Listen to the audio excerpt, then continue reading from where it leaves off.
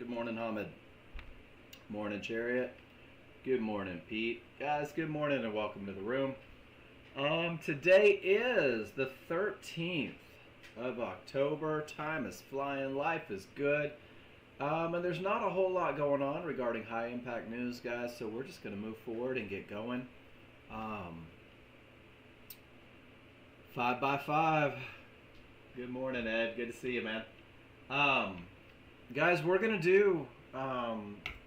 gonna do business as usual today. Learn to read our indicators. Let's start there. 90% of your day, guys, reading indicators. And Victor posted in the room, rules not met yet.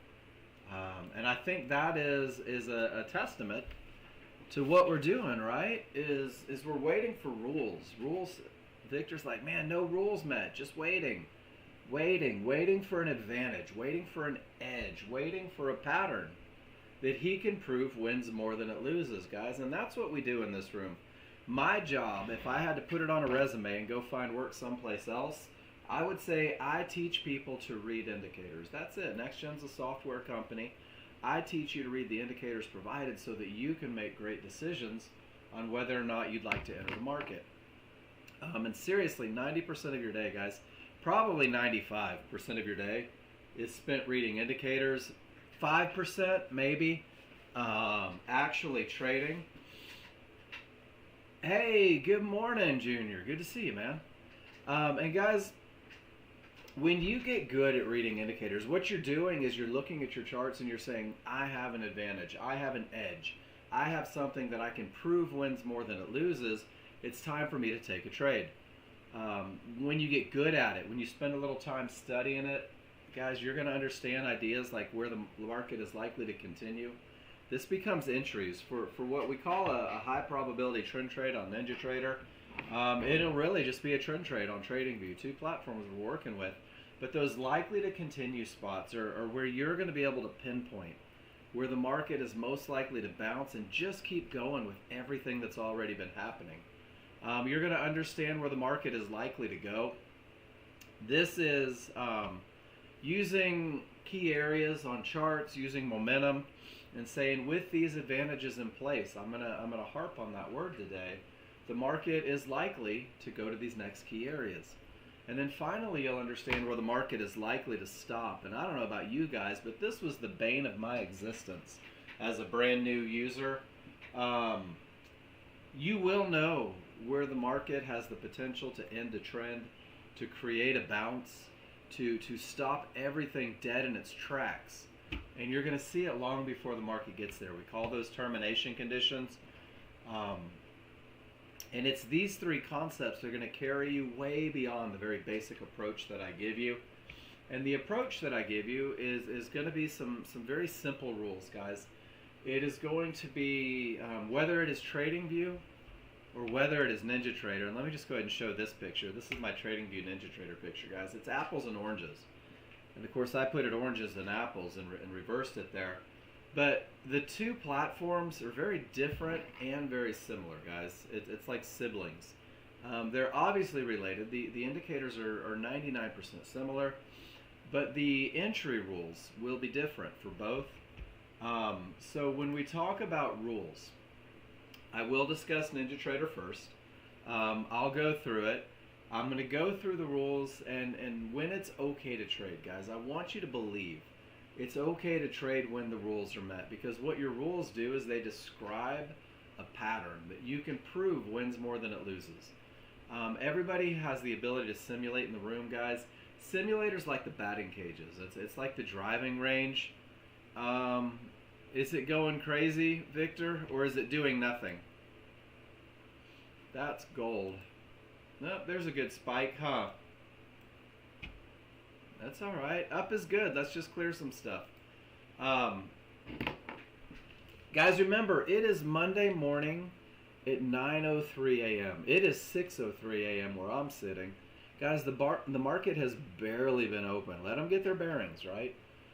Simulator is a way for you guys to practice, to gain muscle memory, to develop confidence, to really build trust in these patterns, guys. And one of the fastest ways to build that trust, one of the quickest ways to not hesitate, to always know what you're looking for, is post your trades in the class. That's the first step, guys. Every time you take a trade, drop it in the room. Pete says, hey, Mark, check it out. He did it. And he goes, and he tells me what he's talking about. He goes, the large chart, basically the same. Everything is down. There's nothing in the way. I'm going to try a trend trade from a mid band.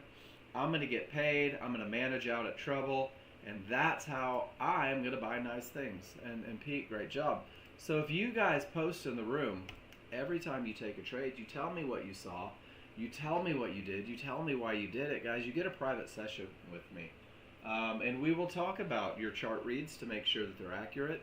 We'll talk about your entries to make sure that you had the least amount of risk. We'll talk about your profit targets.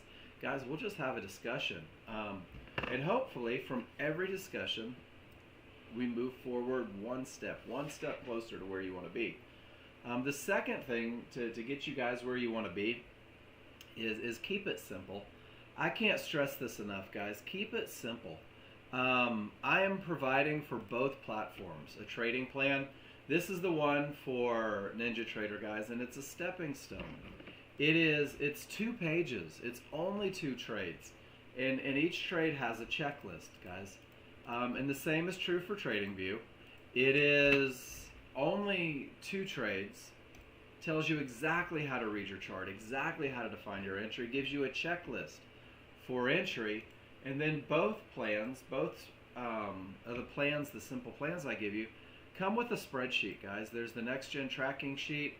This is for Ninja Trader. This is what it looks like when your rules are met.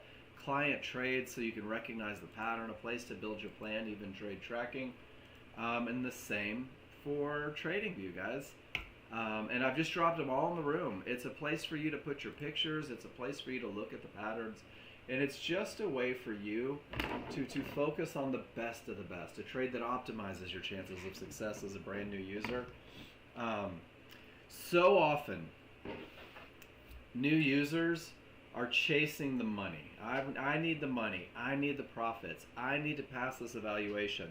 I need to buy a car. I need to pay for the house. Guys, there's a process that yields the results, guys. And the process is very simple. It's recognition of advantages, defining your conditions, insisting that they're met, and that's when you take a trade, when those advantages are in place. So this is the recipe for a high probability trend trade, guys. This is the foundation of everything that you'll do. This is the cornerstone. Momentum comes from having rule 1 met. A clear path comes from having rule 2 met, and an entry, defining where the market is most likely to continue, comes to you from rule number 3, guys. It's only 3 rules. It's just 3 advantages, and this is your recipe that you can prove typically wins 70 to 80% of the time. Those 3 rules happen on only 2 charts. There is a large chart. It's a slow chart. It's a very broad stroke of a brush, guys. This will define really the overall opinion of the market. Sorry, I got the heater down here on full tilt boogie.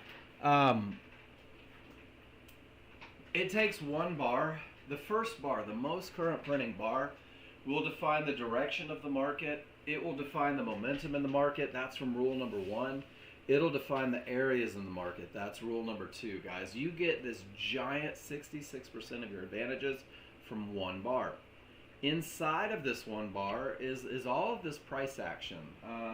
Market goes up, bounces, goes down typically. And we use the small chart, this refinement chart, to pinpoint right where the market is most likely to continue.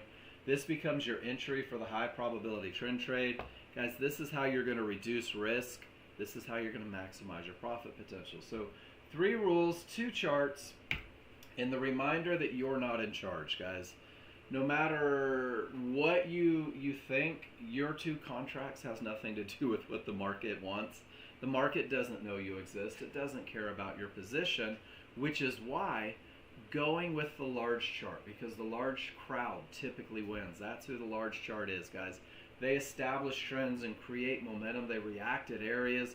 And when the large crowd wants things to go up, guys, they're going up. It's just easiest to go with them. Your small chart is that small crowd, those fighters, those people that create what we call a retracement. And a retracement is like a salmon going to spawn, right? Everything says up, and it is just, there's this desire for it to go down, but then it dies. And your small crowd typically dies 70 to 80% of the time, guys. You're going to use this entry chart to define where their failure is most imminent, and that becomes your entry to go with everything the large crowd is telling you. So we're going to break it down, but first we're going to talk about the indicators that we'll use on NinjaTrader, guys. Areas. Areas are horizontal lines. They do have names. There are divergence highs. It's a magenta line that prints from a pivot. It lets you know that there was a loss of momentum at that pivot. Cyan lines, guys, it's hot pink and baby blue, really. A cyan line it means that the market went down and then the market went up, and the software recognizes, hey, momentum is not following price, and it prints that pretty blue line for you.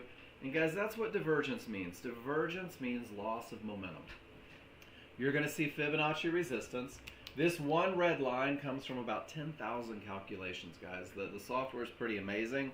And when the market is trending up, this red line could stop it, could create a bounce. This red line could create a reversal. This red line could break, but you're going to know about it long before you hit it. And in a downtrend, Fibonacci support does the same thing. It could create a bounce or reversal. And then yellow 1-to-1s are going to be fibs that print in the moment, guys. These are 100% Fibonacci alternates. It is based on one calculation, from a low to, like, from a down to an up to a down, and then it projects where that 100% is. And guys, the institutional traders, the big guys, the large crowd, they use these numbers a lot. So when the market is trending up, it could be resistance. When the market is trending down, it could be support. And all you need to know is really the names, guys. When I say the market got to resistance, it could be a magenta line, it could be a red fib, it could be a yellow 1-to-1. And when the market goes to support, it could be a divergence low, it could be a blue fib, it could be yellow 1-to-1. You're also going to have triggers. And triggers, man, they do everything, really. All you need to know is that there are small triggers. Two solid lines work together to create the small triggers. There are large triggers. Two dashed lines work together to create the large triggers. Guys, if you are on TradingView, it's a different approach. I'm just going to say that right now. But TradingView will have both small and large triggers. You'll use them a little differently, but know the names, small and large.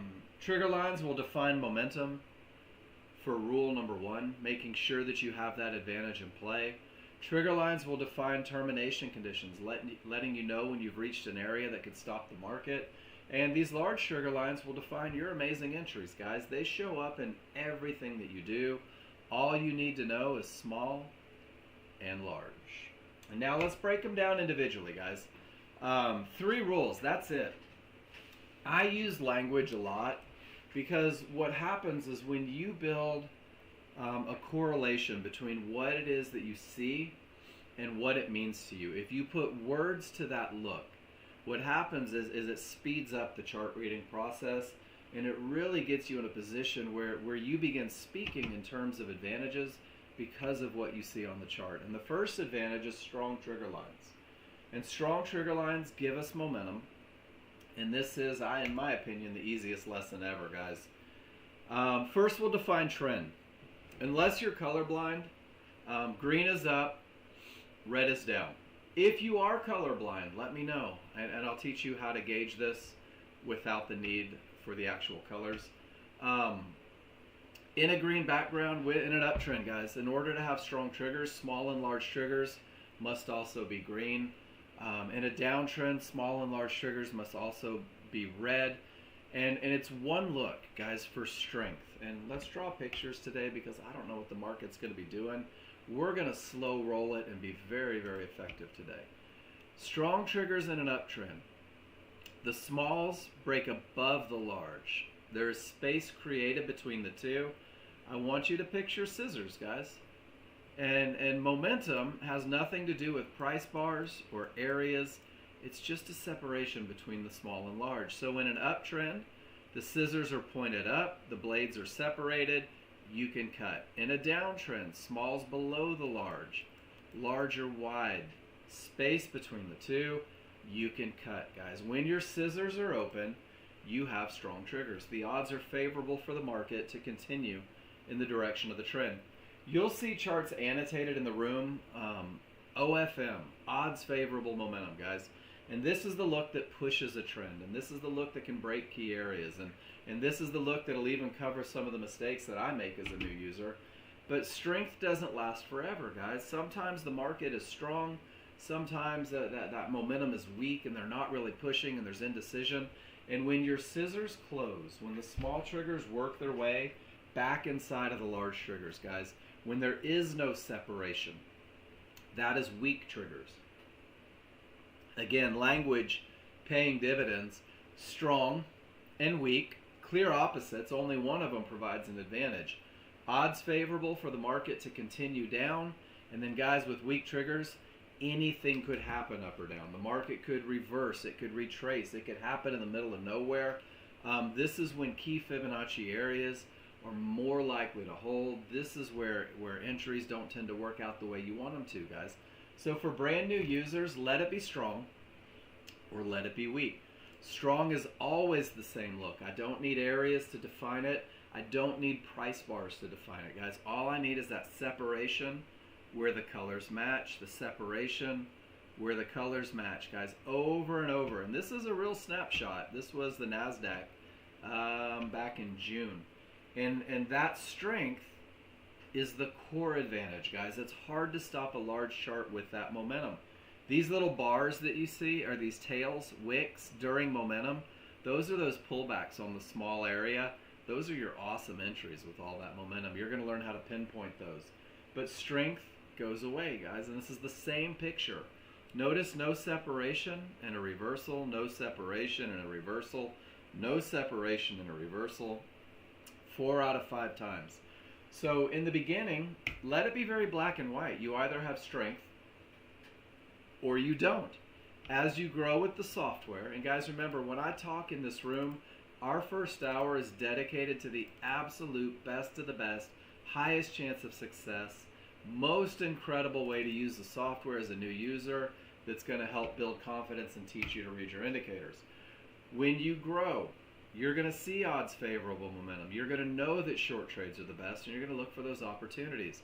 But then with both triggers down, when one of the small works inside, this is the first sign that momentum is slowing. And you'll say, hey, momentum is slowing, but I still might be able to compound some advantages and take a short trade. Even with those anything can happen triggers, most of you will find a time where you're comfortable taking one of those trades, where you're a little more conservative on your entries, where you're a little more aggressive on your management. But you, through the simple declaration of weakness, will say, hey, I may have to manage this a little more assertively. I may have to make sure that I don't have anything in the way, that my entry is perfect because I don't have what I need to push the market. Is everybody good with momentum? That's the easiest lesson that I go through, guys. It's scissors open, scissors closed. Only one of them should bring warm fuzzies to your heart. Once you have momentum, it is termination conditions false. Room to profit targets true. Guys, it just means no termination conditions, because I got to have a clear path with all that momentum, which really means with all that momentum, price can't be trading into a horizontal line on my large chart. These are the areas where the market may stop. These are the areas where the market may bounce. These are the areas on that large chart where the market may reverse completely. I'll never know what's going to happen, but I've got a simple recipe to keep me out of the danger, guys. These areas are where the large crowd are most likely to make decisions, where buyers buy and sellers sell and fights happen.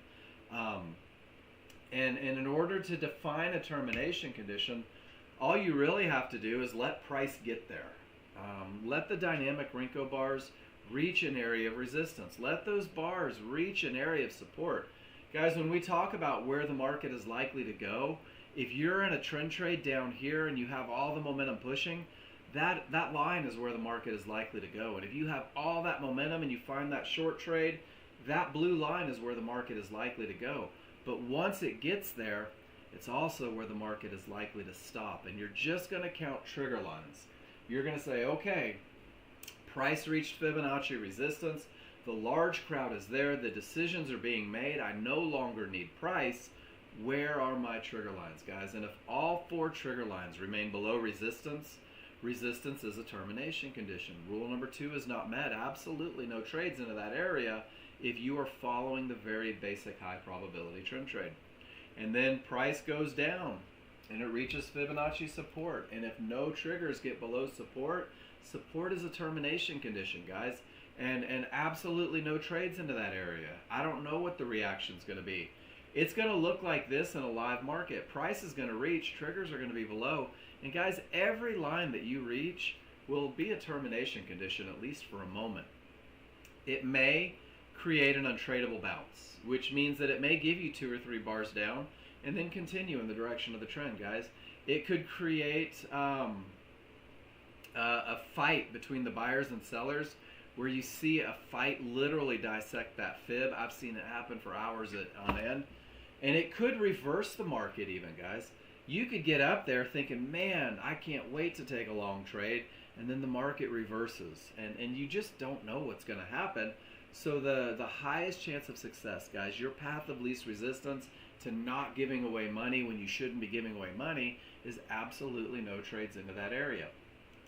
And now if that area does reverse the market, guys, if price gets up there and the decisions by the large crowd were so impactful that the buyers lost out, the sellers took over, you'll see it when those large triggers go from green to red or red to green.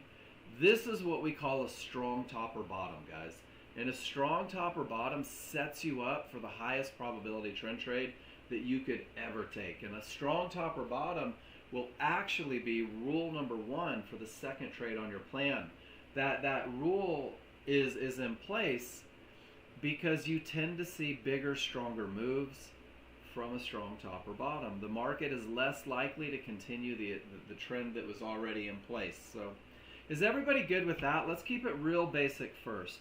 If price reaches an area, this is the S&P, let's see what it's doing. If price reaches an area and the triggers don't break, guys, it's okay to sit on your hands. It's all right to do nothing. The market trades billions daily. I mean billions daily. We need 400 a day to put us in a 6-figure income, guys. So no triggers through, just no trades. Sit on your hands, go make a sandwich, pet the dog, do anything other than forfeit your hard-earned money. And if you are following rules, that's your only option. Areas break. Areas break all the time, guys. Resistance breaks, eventually becomes support. Support breaks, eventually becomes resistance. We're going to count triggers, and they're going to let you know whether the area is a termination, whether it has the potential, or whether it's broken, guys. So no triggers through, that's your termination. That's your textbook. Learn that look. Not trading into that area is going to keep you out of a lot of trouble. If 2 triggers get above resistance, as long as you have momentum, this area does have the potential to break, guys, but this is not your best look for a breakout. This is not the highest probability of success.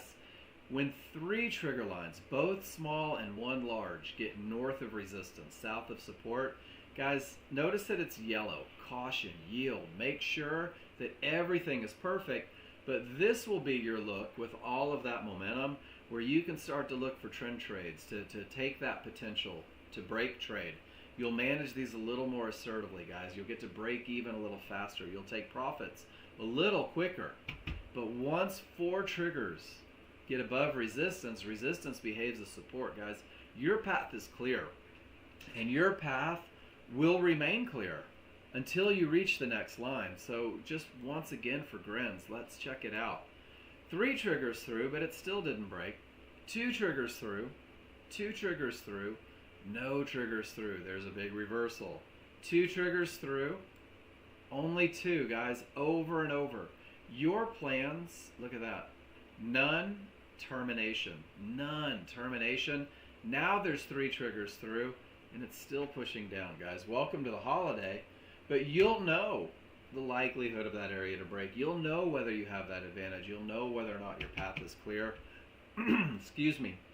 And the easiest trades that you will ever take, guys, the easiest trades that you will ever take as a new user or an experienced user will have not only momentum, but also a clear path. And then you'll be able to define right where those tails are most likely to form. And that's what's going to put you in the market for the highest probability trend trade possible. Is everybody good with that? No triggers, no trade, 4 triggers, it's broken. That's your black and white as a brand new user. So if you keep it that definitive, I either have momentum or I do not. If I have momentum, I'll go to my second rule and see if it's true. If no terminations are present and I have a clear path, then and only then will I go to find my entry, guys. Rules are like a flow chart. Your checklist is like a flow chart. And when you begin using words like, I don't have momentum, but the path isn't clear, although, that's when trouble happens, guys. But once you have momentum and path, we're going to go to find entry. We're going to go to the smaller, faster chart. We are going to use that refinement process. And we're going to buy or sell a pullback at an area inside of triggers. That's the language, and I think you should learn the language, because you will call your shots long before your shots ever need to be taken if you know the language, guys. When the large chart is down, when the momentum is there, when the potential to break is present, inside of that one bar that gives you 66% of your advantages, in a high probability trend trade that is successful, you will see a pullback, which is a small move counter to the underlying trend. You will see a bounce at an area inside of triggers. You will see continuation. And all of this happens inside of that one bar. So we are going to use a limit order to buy or sell a pullback, that little retracement, that little fight from the small crowd. You're going to do it at an area, Fibonacci support or resistance, at a mid band, or yellow 1-to-1s, because on your small chart, these lines can stop that tiny push the same way on a large chart they can shut down a trend. But the key to success on the high probability trend trade entry, guys, and this is the part of the phrase that I want you to really pay attention to. I'm going to use a limit order to buy this pullback at an area inside of triggers, guys. And inside of triggers is the keys to the kingdom, the golden goose, the magic beans, guys, whatever you want to call them, because your trigger lines are moving averages, and your trigger lines will define right where the retracement is most likely to go. For brand new users, if you say, I will buy a pullback at an area inside of favorable triggers, what you're saying is that the large triggers and synthetic triggers on your small chart, and these are just large triggers from both time frames defining that retracement zone, when they are one on top of each other, when they are like two snakes riding piggyback, guys, when they are as tight as they can be overlapping, that's favorable large triggers, because favorable large triggers will reduce the risk on the trade. Favorable large triggers will increase the accuracy on the trades, guys, and favorable large triggers are the best of the best. It's not the only option, it's just the best option. And when I hand you guys a plan, I'm handing you a plan that is designed to optimize your chances of success, to give you the highest chance of success, to teach you the best looks so that you can focus on winning more than you're losing. Entry is a pattern, guys. The whole trade is a pattern. This is your entry pattern. Learn it. There are 4 steps. The first step is, I guess, maybe 5. The beginning of your entry pattern, guys, and this is the client trade section. There it is, long and short. Let's do it from here. Let's break it down instead of one picture first. The first step, broken record, is that the rules are met on the large chart, guys, that you have odds favorable momentum, that you haven't reached trouble, that you've gotten away from trouble. And guys, the market's trading all the way up here at 71.76 when it's time for you to look for a trade. So my large chart read is that I have a strong bottom, a no triggers through termination, reverses the market, setting me up for the best of the best. I have odds favorable momentum, strong triggers, separation, and prices not reached trouble, guys. And when your large chart looks like this, you're done with the large chart. Go to the small chart. And I'm going to look for triggers and areas, guys. And before I ever even consider activating a limit order, I already know where my triggers are. I already know where my areas are. But I have to wait for the small crowd fight. And the small crowd fight comes in the form of a reversal bar. This reversal bar signals the beginning of the pullback. This reversal bar is the start of the fight. It's not a reversal of trend, guys. The large chart hasn't blinked. This reversal bar says, all right, here we go. Time to look for an entry. Once the reversal bar prints, and honestly, guys, when you know the rules, you'll start looking at your entry areas when the market is all the way down here long before the reversal bar. Little bit of study takes you to that point. But when the reversal bar prints, you're going to say, where are my triggers? Where are my large triggers, guys? And price is most likely to go down somewhere from the top line to the bottom line. Triggers define the retracement zone. Does that make sense? They're moving averages. Price returns to the moving averages. Price is most likely to go somewhere from the top line to the bottom line. I know that. It repeats itself every day. But triggers aren't bouncy, guys. Triggers define the retracement. Areas inside of triggers define where the market is most likely to bounce, where it's most likely to continue with all of this momentum, with all of this clear path. And somewhere from the highest point to the lowest point of support inside of triggers. This is my window of opportunity, guys. And I don't know if it's going to bounce from the highest point. I don't know if it's going to bounce from the lowest point. I even know that it has the potential to go to the bottom of those triggers. But because of the large chart momentum, because of the large chart clear path, your job will be to study this pattern, to learn this methodology, and to activate a limit order right at the highest point of support, closest to the reversal bar. And guys, at this point, just wait, hope, wish, and pray that the small crowd gets there. There's nothing else you can do. The only thing you'll ever be in charge of is whether or not you have momentum, whether or not your path is clear, whether or not you activate a limit order. And guys, this pattern becomes your entry for the highest probability trend trade. First, it's the reversal bar, which is not your entry. Define where the down bars are most likely to go using those large triggers, not your entry. Define where it's most likely to bounce from the highest to lowest point of support, and then activate your limit order right at the highest point, closest to the reversal bar, because I don't want to stumble over a couple pennies trying to save a few dollars getting in lower. You're likely to miss the trade. Any lines, any areas, any mid bands, any fibs, any yellow 1-to-1s that are beyond your window of opportunity, guys, that are beyond those trigger lines, this is where the advantage of rule number 3 leaves the building. This is where you no longer have an edge. Once the market gets below the bottom of these triggers, guys, you don't know if, when, or where it's going to continue up. This is the wrong side of the triggers. This is where the market should not go. I want you to train yourself to ignore entries from that side of the triggers as a brand new user. Going down. Downtrend, momentum down, clear path down, small chart, screaming down, and you're going to wait for an up bar. And it's so counterintuitive, guys, but remember, the large chart defines momentum, defines path, defines areas. This is nothing more than a little fluctuation in the big picture. Reversal bar starts the pullback, is not the entry. Trigger lines, large and synthetic, define where the pullback is most likely to go. Areas inside are where it's most likely to bounce, guys. And this is a magical moment where there is one line inside of favorable large triggers. Your window of opportunity is one tick wide. All you have to do is activate your limit order just below that area. Wait for the small crowd to get there and put you into the highest probability trend trade you could ever take.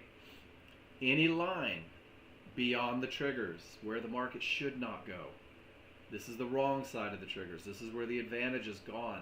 And guys, entries from the wrong side of the triggers will get run over more often than they do not, because you don't know if, when, or where that market's going to continue down. Rule number 3 is no longer in play. We're going to use that concept.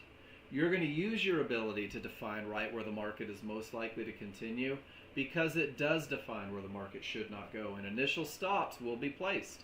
where the market should not go. Generally 4 or 5 ticks above all the trigger lines, 4 or 5 ticks below the trigger lines. And guys, if they can push through those areas inside of triggers, if they can push beyond those triggers, if they can take away the advantage of rule number 3, you're going to get to a point when you trust this methodology that you're comfortable taking that loss, because you know anything that wins 70 to 80% of the time is obligated to lose 20 to 30% of the time, guys. And trading is probabilities. Trading is doing the same thing every time because you know it provides an edge, and it's not the one trade that loses, right? It's not the 2 trades that lose. It's the sample, 20 to 30 trades, guys, and you're going to lose 6 to 9 of every 30. And that's okay. It's a cost of doing business. But you can minimize your risk by insisting on momentum, and you can minimize your risk by demanding a clear path, and you can minimize your risk by entering where the market is most likely to continue.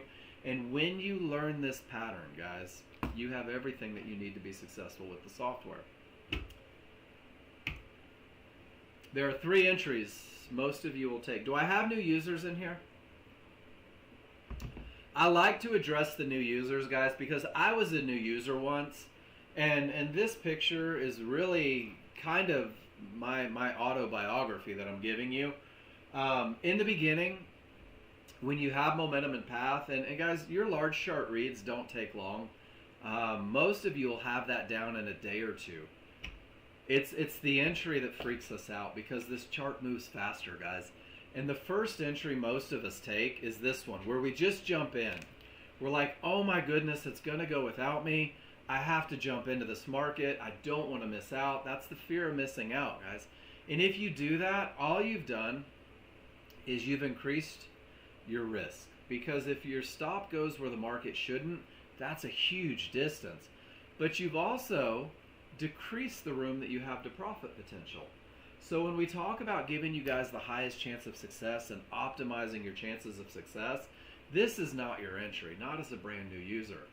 Now, you experienced users take what we call a chili dog trade, where the large chart is perfect, where the large chart is screaming, and a lot of you guys will just jump in and hope for a little $100 move and then get out of the market ASAP. Brand new users, if you succumb to the fear of missing out, this reversal bar is the loss of momentum that takes away the advantage of that trade. It's all right to exit with that reversal bar, because when the large chart rules are really met, these little failed momentum runs typically turn into trend trades. So that's the first entry. You're probably going to do it. Don't beat yourself up, guys. It's just part of the journey. The second entry, man, this one got me a lot. This is the small chart head fake. This is forgetting that all of these bars are only half of a large bar on the large chart, and you'll see it almost get to your spot and start up without you, and then the fear of missing out really kicks in, guys. And I think if we did the, hey, show of hands, who has bought the high tick on a bar only to see it go down to the perfect entry? Mine's up. I've done it probably 100 times, and it's almost comical. But it's hard as a new user to not jump in on that bar because the fear of missing out is real. But all you've done is increase risk and maximize profit potential. And guys, if this is part of that 20 to 30%, you've really created a pretty big loser for yourself. Go back and study the pattern. Learn to wait, to be patient, to wait for the pullback to the area inside the triggers. It'll give you the least amount of risk. It'll give you the most space off to the profits, guys. And this is the best of the best for the brand new user. And you can study this pattern without ever taking a trade. If you open up your large chart and you see momentum, and guys, this is historical. I'm talking about opening a chart and you can scroll back 10 days. And if you see odds favorable momentum, right? If you see the potential to break, and you see those tails, circle it. And if you see a tail, circle it. And this is your study, guys. And this is where you can go back and look at this and say, all right, and of course, over a holiday weekend, there's not a ton of advantages right there. But you can say, okay, when I see momentum, when I have the potential to break, I'm going to circle one of those tails. And what you're doing is you are historically saying, I have the advantages. If I circle the tail, and we'll just use this one right here for example, even though it was a termination condition. Does everybody see how the bottom of the tail came right back to the mid-band inside of triggers? This is your pattern, guys. This happened 3 minutes ago. With momentum 2 triggers through, this one pulled back to the large triggers, but it's only the potential to break, and it's not the best look, and this market is more likely to go down than up. Your rules will keep you out of this trade when divergence is present, because divergence is a loss of momentum. But if you scroll back, where were those ones that we found just a moment ago? There we go. Scroll back, scroll back. Where is that circle? 802, 703. There it is. There's your pullback to the area inside of triggers. And look at that. There's your area. Pull back to the area inside of triggers. And guys, this is your pattern. And all you have to do is learn this pattern. So, do I have some NinjaTrader users in here? Let's do a fun little game. Are you ready? I want to show you how you will call your shots. Does everybody see the momentum here? Strong triggers, separation, colors match, life is good, the market, the odds are favorable for it to continue down. And we've got 2 triggers through and 2 triggers above. And guys, that lets me know that these areas, because of all of the momentum, have the potential to break. Does that make sense? Can you give me a why if you are a NinjaTrader user and maybe you're struggling with entries, maybe you're missing them because you can't seem to get the methodology? Guys, check it out. When the large chart says go look for an entry and it's trading all the way down here, does everybody see? And this is where language pays dividends. I'm going to buy or sell a pullback at an area inside of triggers. So I can already start looking at my triggers and say that's where the pullback's most likely to go. And I can look at it and say, well, it's most likely to bounce at the areas inside of triggers. I already know where my trade's coming from before I ever get a reversal bar. And the market continues down. Let's get rid of that cheater circle. And look how it changes a little bit. The triggers are still down, right? The areas have lowered a little bit. The window has changed, but I'm still waiting for a pullback. But I still know exactly where my trade is most likely to originate. And if my stops go where the market shouldn't, I already know where my stops are going too. But the market continues down, and it's still, there's my window, right where it's most likely to form. And guys, I could go ahead and activate a limit order just below that lowest point before the reversal bar ever happens. And then the market continues down. And I'm like, oh, are they really going to come get me? My window keeps getting smaller. I love that. My risk keeps decreasing. My entry rules don't change. I'm still calling my shots before the market ever reverses, before I ever get a reversal bar. And it continues down, and boom, finally, there's the reversal bar. And I knew exactly where my trade is coming from. Does that make sense, guys? And sure enough, it pulls back and it hits my amazing entry. And because I know where the market's most likely to continue, I know exactly where the market shouldn't go. My risk is defined. My entry is perfect. My advantages are in play. Uh-oh, we just got short. I guess I should have paid attention to where the large chart was trading. So let me close that out. And guys, look what it does. It goes through the first area. It goes through the second area. It hits the mid-band. Oh my gosh, it even hits the third area. But we're still in the window, guys. We still have the edge. We still have the advantage. And boom. Now it starts down with all the large chart advantages, guys. And you will know exactly where your entries come from before you ever get them. That's the wrong look to go short, isn't it? And that's okay, guys. That's what simulator's for. Odds favorable momentum, 2 triggers through. It's at the mid band. Oh, guys, but divergence on the potential to break is the biggest killer of a trade, because divergence is a loss of momentum. And if a trade is momentum, path, and entry, guys, if the path is gone, momentum shouldn't be. And the plan that I give you guys says that's not it. That's not your look. Look at that termination condition. Boom, how it holds.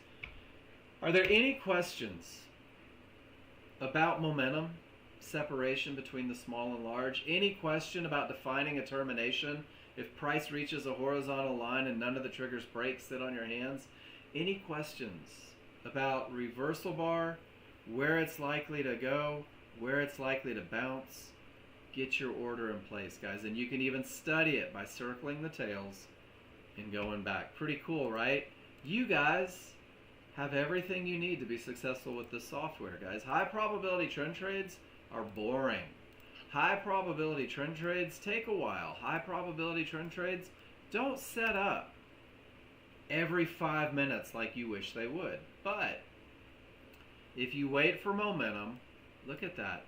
Price has not reached Fibonacci support. We're below the previous areas. What did it look like? Oh, no way. It was a pullback directly to an area right inside of the retracement zone.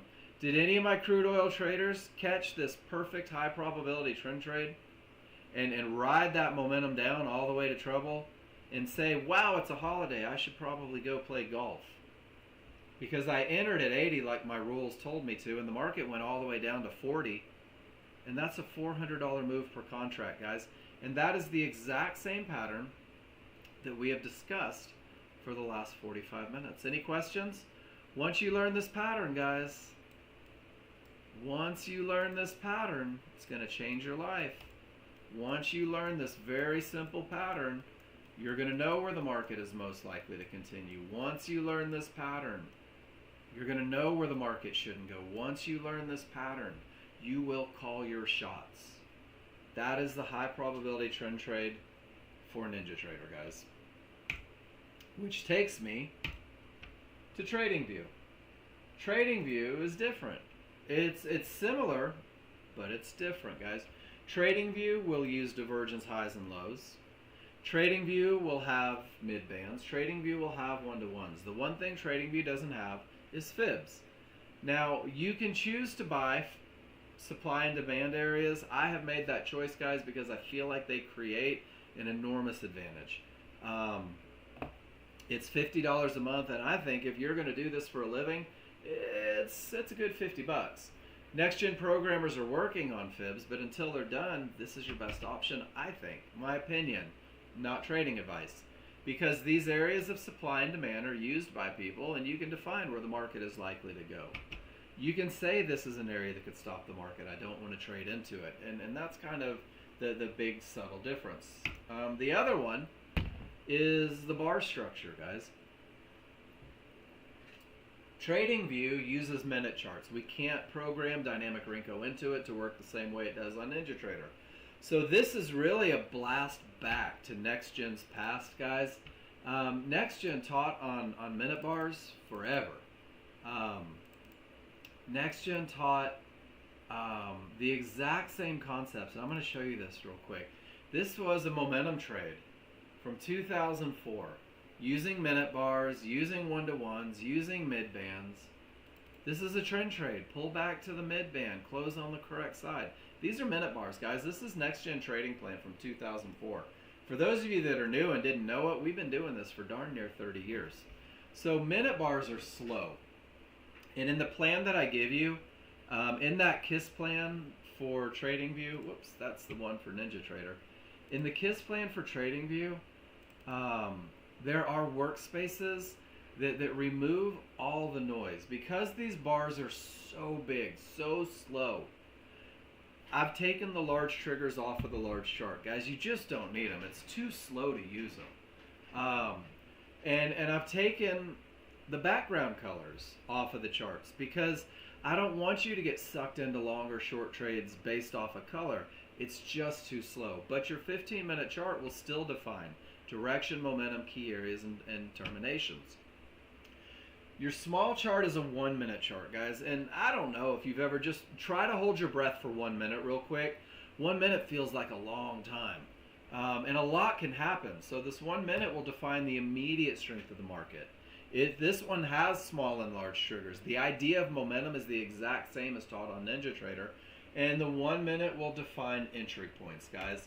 And once again, you're not in charge. The large crowd leads the way. The large chart defines direction. It explains momentum, the path, everything.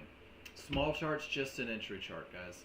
And to read your large chart, there's 3 things that you're going to do before you ever even consider looking at your small chart. The first thing is you're going to define the direction of the market. The market's either going down, small triggers are down, or it's going up, small triggers are up. I don't need background colors. I don't need large triggers, guys. It's either down or up. And once you decide whether it's down or up, you're going to ask yourself, where is current price in relationship to the triggers?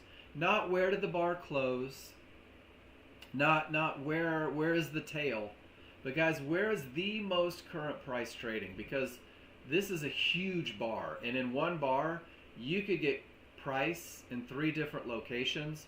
It can be to the left side of those trigger lines that are up, and that's the strong side, guys. This is odds favorable momentum. This is the best of the best. This is the momentum look that you'll need for a momentum trade. It could be to the right side of the triggers. This is the weak side of the triggers. This is where 1 minute areas are most likely to create a bounce. This is where large chart areas are most likely to hold, guys. The weak side of the triggers is where reversals happen. So you're still looking to go up, but you're very aware. Your management becomes strict. You're getting paid at areas. You're not taking unnecessary risks. And then there's number 2, which is the transition. You're not quite strong. You're definitely not weak. And guys, this is where you are in that management where you're like, okay, I see something in the way. I'm going to take half off there. I'm going to get to a 0 loss level. I'm going to make sure that if that area holds, I'm not giving my money away.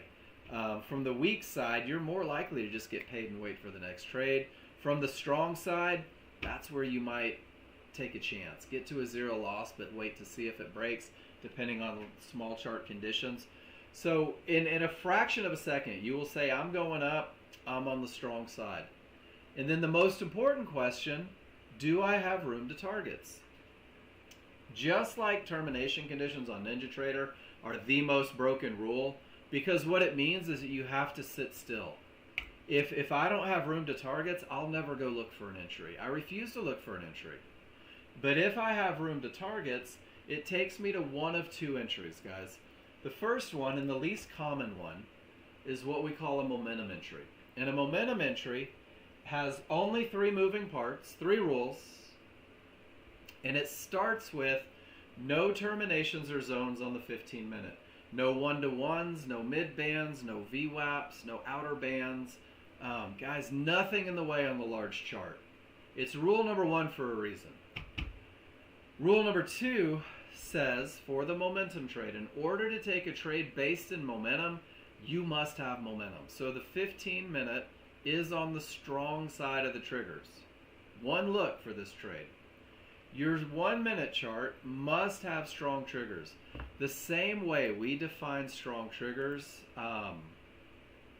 in NinjaTrader, I'm getting it right now. The same way we define momentum in NinjaTrader. Smalls below the large, space between.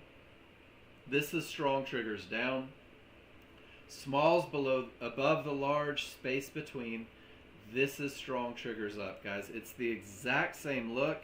And just like NinjaTrader, you either have strength or you have weakness. There is no kind of maybe, I think, sort of, guys. So you are 15 minute strong side. You are 1 minute strong triggers. And this is the only trade that I teach on TradingView where you will use a limit order, where you will wait for the market to come to you. And you will wait at an HVA or an area. And it's got to look like this. This, again, just patterns. First it is small triggers up. Then it is strong side of the triggers. Then it is room to trouble, guys. That is when you get off of the large chart and look for an entry. If your small chart breaks through an area, breaks through something behaving as resistance, guys, because when resistance breaks, it becomes support. If it breaks above, brand new users, I will encourage you to see daylight between your bars and the area. If you have strong triggers, you can activate a limit order right at that zone. If you don't have strong triggers, you can't take a momentum trade. If the smalls work their way inside of the large, you can't take a momentum trade. Guys, if your small triggers roll against you, you can't take a momentum trade. It's not rules met. You have to be down. It has to be strong side. There has to be room. And guys, your momentum trade happens right here. Right on that pullback with strong triggers, getting you into that trade. And your stop is right on the other side. Because momentum trades will account for about 10 to 15% of your trades. When the large chart says that you have what you need for that trade, if that trade fails, it turns into a trend trade. This is the majority of your trades, guys. And I am an absolute fanatic, fan of the trend trade. I'm watching you guys take these amazing entries and find a pretty awesome level of success, guys. And once again, it starts with no trades into an area. Don't trade into an area. Don't trade into a fib, into a mid-band. The rules say no, and if you're following rules, that's your choice. I don't tell you what to do, but your rules say don't. And then your second rule, the 1 minute's not trading directly into areas. Man, Nexgen really loves a clear path, don't they? This is designed to optimize your chances of success, to keep you from having to make decisions on the fly, trading into something that could create a bounce. And then your entry on the 1 minute, you're going to buy or sell, not a pullback, but a close on the correct side of the triggers at the 1 minute mid bands or areas. And there will be a pullback, guys. When the large chart says up, the smalls are up, even from the transition, as long as I have room to targets, smalls rolled against me, guys. The small triggers turned down. This is where I say to myself, since the small triggers turned down, my rules say I have to wait for a pullback to an area. Areas create bounces, or have the potential to. But I'm not just entering at the area. I have to get an up bar, not a down bar, but an up bar that finishes on the correct side of the triggers, guys. And the correct side of the triggers happens to be the weak side of the triggers, because that's where reversals come from. So first it's a pullback to an area, then it's an up bar where both corners of that bar finish above the small triggers. That's your entry for the trend trade, guys. And it starts with the small triggers rolling against you. When this is down, when these are strong, when there's room to trouble, the moment those small triggers roll against you, guys, your job is to say, I have to wait for the pullback to the area, to the mid band, and not just get in, because look at that. If you get in, goes up, keeps going, and then once you get a down bar with a close on the weak side of those triggers against you, that's where the market continues down, guys. That's your trend trade. And you could go back and build faith in that idea. I want you to see this, and this is the NASDAQ. That market didn't even consider going up until it got a close on the correct side of the triggers. And that market didn't even consider going down until you got a close on the correct side of the triggers. And it didn't even hint, right, until you got a close, until you get the close, and that's a pretty big bar.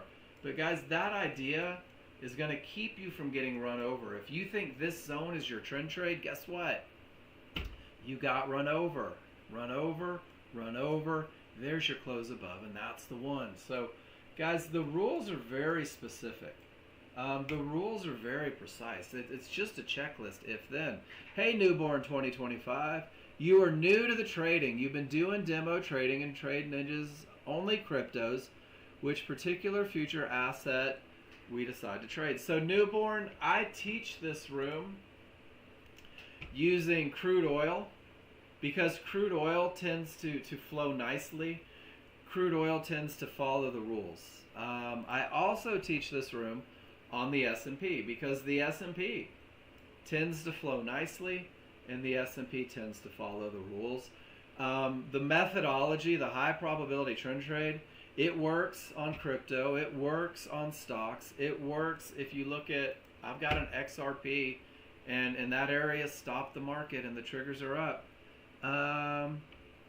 So when you sign up for the free trial, do me a favor, newborn. What's your email address? I'll get someone on you right now. Our client advisors are going through hundreds of people that reach out to us daily. If you'll type your email into the room for me, or even better, if you don't want to share it in the room, you can private message it to me through Discord. I'll have someone with you. If you'll private message me your email and phone number, I'll have someone on the phone with you in just a moment. And we'll get you set up on those indicators, and we'll get you set up. And you said you're on NinjaTrader, or are you on TradingView? Trade Ninja only? No worries. I got you. Welcome to Nexgen. Welcome to Nexgen. Did you catch my first hour where we talked about the very basic rules for NinjaTrader defining entries? If you didn't, it's okay. My first hour is the same hour every day. We talk about 3 rules, 2 charts, give examples. I hand you a plan. I give you study tools. I literally, in the last hour, guys, have given you everything that you need to be successful with this software. The only thing that I haven't given you is the experience. We've provided you the rules, hand you a plan, give you a spreadsheet so that you can study the patterns, guys. We give you the analysis, the rules, the coaching, the feedback. You're going to be responsible for becoming the trader, guys. You're going to have to do your part. Now it's time to study. Now it's time to post in the room, to get a private session on everything that you're doing, to tell me what you saw, to tell me how you're reading the indicators, to tell me what you see, why you did it. And guys, I'll give you feedback. I'll give you a private session every time you do that. But you got to tell me how you read your indicators so we can make sure that you're reading indicators correctly, guys. And that's posting in the room. Shadow picks. Nexgen is amazing. If you let him beat these rules into your head, you have to be successful. And that's it. But I mean, it's just 3 rules, right? So guys, I'm going to encourage you, if you are brand new, learn how to define momentum first if you're with NinjaTrader. Don't worry about trades. Worry about momentum. It'll take you 3 minutes. And then define your clear path, guys. And that might take you, I don't know, a day or 2 to really get into it, to remember the lesson. Price reaches, where are my triggers? And then define your areas. Go through and look at those pictures of entry areas. And you'll piece those together, guys. And the spreadsheet that I give you every day breaks down those individual rules to make it easier. And it even shows you what it looks like when the rules aren't met. And it even has like 500 pictures of client trades, guys. You can click on these and you can say, wow, there's momentum. There's that clear path he talked about. And I'll be darned, it pulled right back to a mid-band inside of triggers and continued off to all that trouble. And it's just a pattern. So you can learn the pattern. So newborn, welcome to Nexgen. Keep it simple. Let me help. Ask a million questions, guys. The first hour is very lecture-y. The second 2 hours are designed to be discussion. And the second 2 hours are me looking at what you post in the room, reading your annotations, seeing how you're reading the indicators. And guys, I'm going to tell you right now, if this is a trade that typically wins 70 to 80% of the time, what happens is you get that confidence through the memory of success, but you'll take these very basic concepts and it'll carry you to next level, guys. When you can define momentum, clear path, and entry, there should be nothing that pulls you out of the market. Nothing that keeps you from that entry. And that's what simulators for, guys. Take every entry you think fits the rules, but post in the room and make sure that it actually did. Because when one of your advantages goes away, you're not high probability anymore. You're medium probability. And guys, if 2 out of 3 go away, you're low probability. Why are you risking your money? Some of you will do it. Some of you are like, I can beat the system. I can beat the large crowd. That's your right. Do what you want to do, guys. But you control whether or not you enter the market. Nobody can make you. Nobody can force you, right? 90% of your day is doing nothing. And the longer you are a day trader, the more you realize that that's true. And the most successful day traders that I've ever worked with haven't become great traders. They've become amazing waiters. They don't care if they're not in a trade because they know the next trade is coming. They don't care if the market's trading into a termination condition because they know eventually these terminations are going to break or reverse. Awesome. I'm going to pass that over right now to make sure that you are taken care of ASAP.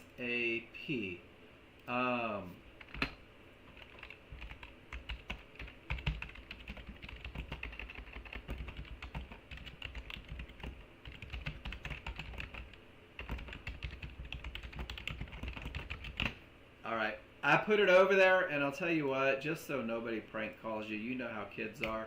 I just deleted your email and phone number from the chat box here, but I have sent it over, and a client advisor will be making your phone ring soon. Make sure you pick up. You're in control, guys, and knowing what's working for you and against you is going to set you up for entry. It's going to tell you how assertively you need to manage. And once you learn those basic concepts, momentum and path, it's going to open the door for the rest of the trades. You're going to see so many opportunities, and they will all stem from the very basic read. They will all come from that very basic read of being able to trade with the large crowd, knowing whether or not the market is pushing and understanding whether or not something is in the way. So this is where I encourage you guys, go stretch your legs for a second. When I come back, we're just going to do a bunch of large chart reads, such as the triggers are up, I'm on the strong side, I have nothing but room, I've just got stuff in the way that I got to work through. That's it. Just got stuff in the way that I got to work through. And hopefully they do and give us an opportunity. Or we'll look over here and say, wow, the small triggers are up, but the large triggers are flat and red. I don't have momentum. Price reach resistance, all of my triggers are below. I don't have a clear path. I choose to sit on my hands and wait for the large crowd to get their poop in a group so I can trade with their momentum and path. And guys, I will be back in about 5 minutes. Stretch your legs, guys.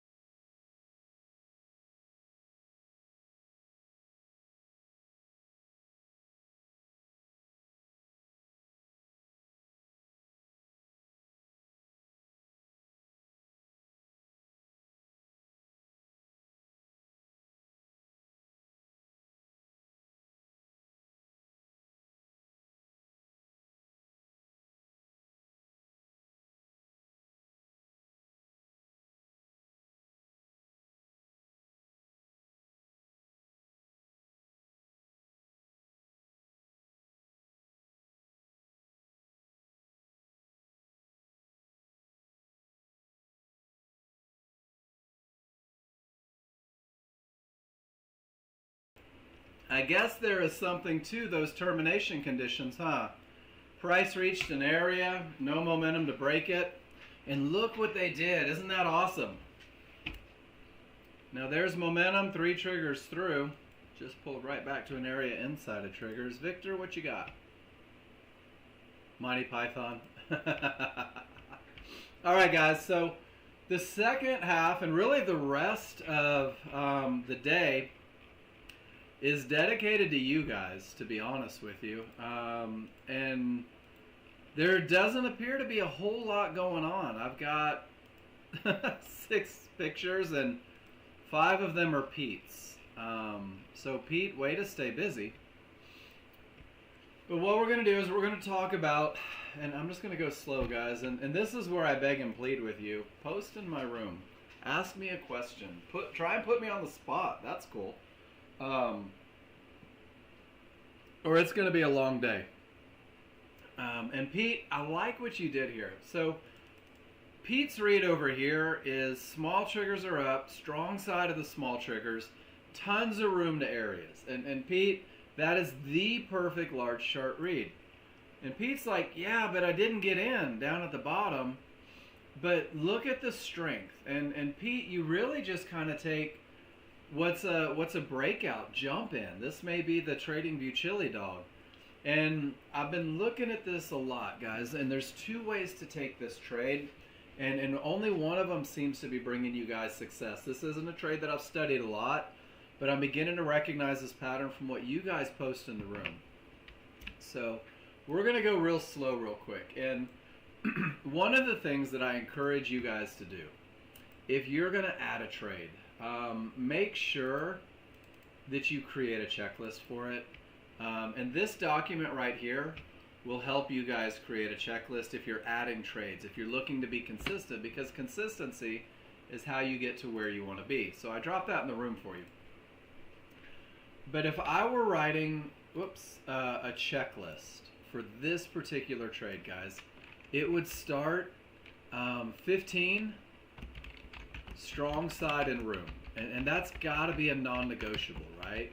Because I'm looking for a market that has so much power behind it that it's going to be difficult to stop. The second thing that I would probably say, and since I already did that, let's just go ahead and cover it, is, we'll just call it 1 minute has to have the strong triggers, has to have that odds favorable momentum.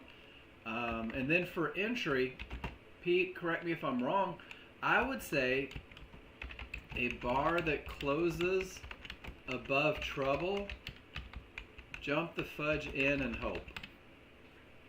So when this is strong, when it's up, when there's room, guys, there's that bar that closes right above the trouble with all that momentum, and he's got room to the next area, and with that push it creates an awesome opportunity, and that's a $110 trade. And I really like it. And if you had a set of rules, it would keep you from doing the same thing here with weakness, right? And if you had those rules, it would keep you from hoping that just that close above breaks out. So Pete, I really like what you did here. I like the use of momentum. And I really do think, guys, that's something that a lot of you are going to latch onto over time. And I do believe that it's dependent on having odds favorable momentum, on having those strong triggers. So here it is the other way. Triggers are down, strong side of the triggers, room to trouble. And Pete, you're in at 51. Here you traded directly into trouble. And look what you had to sit through. Do you see it? It didn't close below. You're in right into it, and it shuffles, and you have that oh shit moment.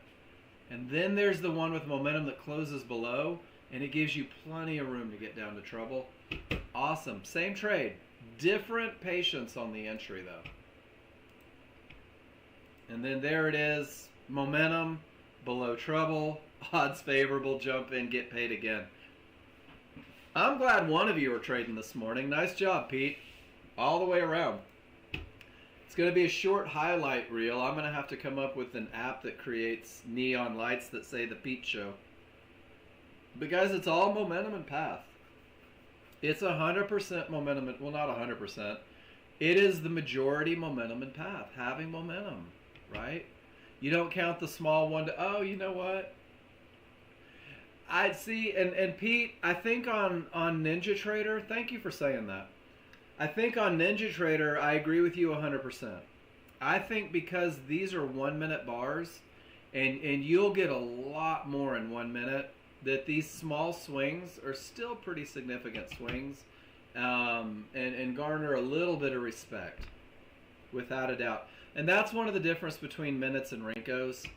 Because, I mean, this is 15 minutes, so that particular swing there, creating these pink 1-to-1s, that's huge, because it is such a large chart. But on Ninja Trader, 100%, I would agree 100%. So there's his momentum trade, and there's his exit. And now this is where experience comes in, guys, and I want you to see this. The large chart doesn't have momentum, right? He says, hey, I'm losing momentum.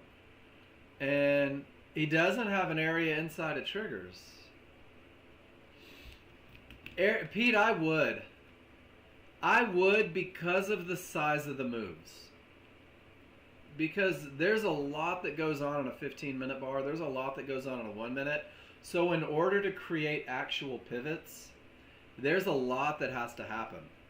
So that even those small swings have relevance. And Pete says, I've got all these bars. I got nothing in the way. I'm starting to lose momentum.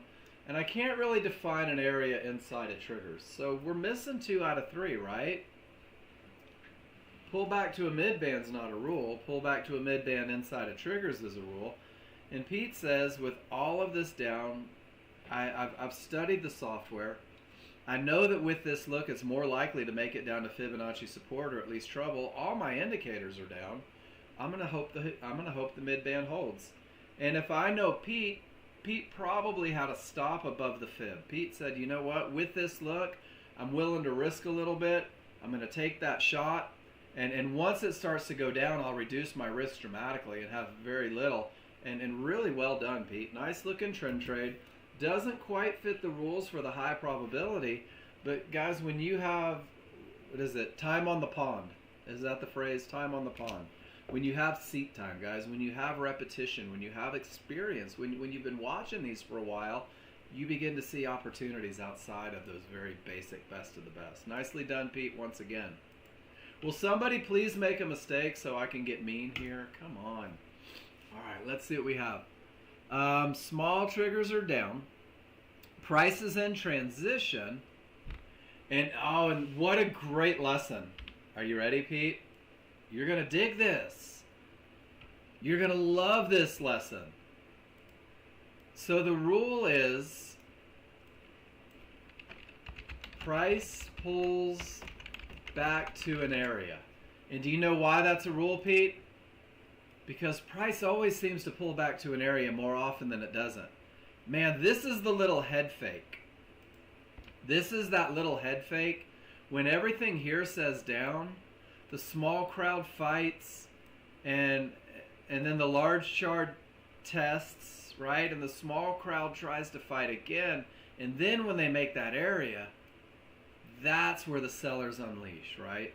And by waiting for it to reach an area, takes all that angst out of it, takes all that waiting, all that like I hope it goes out of it. And this was one of the things where in the room, Pete, I think there was a week where we saw this little head fake like 7 times in a week, where it almost made the areas but it didn't quite. And let me look at my trend trade picture. Nope, that picture is pretty much perfect. But that's a good lesson, and it's a great hold. You put your stop where the market shouldn't go. But the difference between getting in at 47 and up here around 52, it's $100 profit to get you down there, and it's a lot less risk. Does that make sense? I love this lesson because I actually took one of these trades in the morning, Pete, and I got stopped out.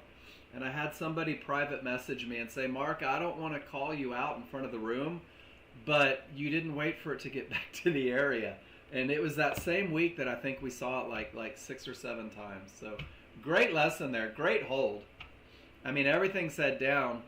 The area was more like, I mean, it's awesome, but maybe if there's something I can do to help you guys do it better, I always want to give you that. Nicely done. All right, Victor. Trend trade. Triggers are up. Price is above triggers, so strong, right? And no room. No room to targets. This is a no-no. Just manage aggressively on sim. Small chart, there's your pullback. There's your up bar close on the correct side right there, Victor. Do you see it? That's your up bar that closes above. Which means that your risk is a little low, might have stopped you out. You get in on the next one, and it hits trouble, and you don't manage at all, and it comes back and you make a couple ticks, right? And you had a lot of room over here to get back up to those 1-to-1s, maybe 67. It's hard to tell. 58. So you were in between from the strong side of the triggers. You knew exactly where those 1-to-1s were. You just didn't manage. Does that make sense, Victor? You didn't accept that could stop the market when you had trouble on two different charts lining up perfectly, and you gave a big portion of those profits back. I would say you gave back over $400 in profits. It's okay to get paid, guys. It's okay to get paid. It was very, very fast. That happens, son. We can tell on a bar that fast, right? So good job getting something from nothing there. Nicely done, Victor. And then, guys, this is my last chart. Triggers up. Was strong when it was printing. The second one was the weak side. So there's your pullback to the area. Just taps it. Close on the correct side. Easy money up to the outer band. And then it pulls back even deeper. There's your close on the correct side, and it goes to trouble. And then it pulls back, and it gives a much more manageable close on the correct side from the weak side. And profits would have been right at trouble because it's weak side. $250 per lot. Nicely done. Nicely done. Great chart read, Andy. Guys, you don't have to be in a trade to get smart. I can't stress that enough. You don't have to be in a trade to learn your patterns. You don't have to be in a trade to recognize where the market is trading. You don't have to be in a trade to recognize trouble. You don't have to be in a trade to see what the potential was. But if you go back historically and do this, and Andy, you did it perfectly. If you go back and study historically, don't ask yourself, what did the market do? Ask yourself, were my rules met? And this is going to be one of the most important things, guys, because a lot of times people say, well, I went short right here and I got paid right here, and look at the $1,000 I could have made. But the reality is it fights everything, and that's a way to use the historical to really inflate your ego. So Andy, you did it perfect. Where were the rules met? What were the potential from the rules met trade? Nicely done. And guys, momentum, potential to break, no areas inside of triggers, and it worked its way down. And now we're into trouble, and the triggers haven't broken, and we're just sitting on our hands. Nothing to do on the S&P. Odds favorable. Market is screaming up from a termination condition. There have been 2 hits on a mid-band. Momentum, potential to break, pull back to the mid-band, goes up. Another divergence, right to the mid-band, market pulls up. 3 triggers through. Guys, we're working off of the potential of those 1-to-1s to break right now. In the KISS plan, it says divergence is more likely to ruin this trade than it is to produce a winner. You'll have to make those decisions yourself. The KISS plan says don't do it. Some of you will do it anyway. That's your right. And man, one of the things that I've got to stress again that I think is so important, guys, is this is an educational room. And my job is to teach you to read the indicators so that you can do your job of making a good decision. But when you go back to advantages, when you go back to momentum, when you talk about clear path, when you can define an entry, guys, You know what's good, you know what's bad, and hopefully that fuels your choices, what you're looking at. All right, this is going to be a long class. There's no doubt in my mind. So I'm going to go to the KISS plan for TradingView real quick, guys. Oh, not for TradingView. I want to do it for NinjaTrader first. And in the NinjaTrader KISS plan, you do have a checklist for entry. So newborn 2025, you have exact rules to get you into the absolute best trend trade you could ever take. It's up to you to learn what it looks like, to learn those things. I'll help every step of the way, I promise. And then you've got to manage. And guys, management, I believe, is where fortunes are won and lost. Great entries create manageable trades. And has anyone other than me noticed that when you take the right entry, when you take the high probability entry, good things tend to happen more often than they don't? It might just be me. In the KISS plan, guys, one thing that I've done for you is I have built a plan that revolves around two things. And it's based on trading two contracts. And two contracts is really important for learning to manage, I think.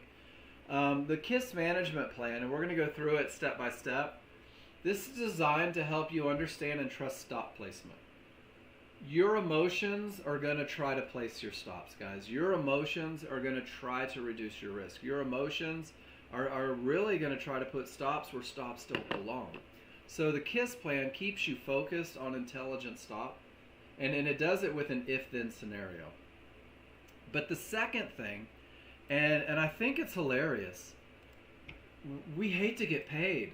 Traders hate to take profits, guys. Traders are so adverse to getting out of trades because there's this nasty little what-if goblin that says, hey, but what if it goes further? What if that area does break? What if that loss of momentum still pushes the market? And I watch you guys give so much back. And I want to remind you one more time. It takes $400 a day. That's it. $400 a day consistently to put yourself in a six-figure income based on trading. Most traders can hit that pretty easy with a very simple plan. Most of you will find that you don't have any problem making $400 a day. The majority of you will find that you'll keep chasing those extra profits, and where your problem lies is stop trading. Go live life when you've hit your goals. So your KISS management plan is focused on getting money in the bank. It's getting you paid. And then my favorite phrase on these plans is you will craft a plan tailored to your personal goals. It'll be based on your experience reading the indicators, guys. But great entries create manageable trades. And there are people in the business, they say, you know who they are, they say that when you manage risk before you manage profits, then you're on your way to becoming a profitable trader, guys. And we manage risk by insisting on momentum. You are helped in that management of risk by insisting on a clear path. You control risk. You are controlling risk by taking a pullback to an area inside of triggers, guys. And your rules are designed to reduce your risk. So your plan for management is very if-then, very pragmatic. No real wiggle room. And it is dependent on your ability to understand that the high probability trend trade rules say that you will enter on a pullback at an area inside of triggers. So if then, the whole time, if entry is 2 ticks below resistance inside of triggers, then initial stop is 4 to 5 ticks beyond the triggers. This is where the market should not go. It's important to embrace that language. Where the market should not go. You will know your risk before the trade is ever entered, guys. And one of the things that I hear a lot is Mark, that's a lot of risk. That's a lot of risk. And I always answer that question, or reply to that question. A lot of risk is taking the wrong entry.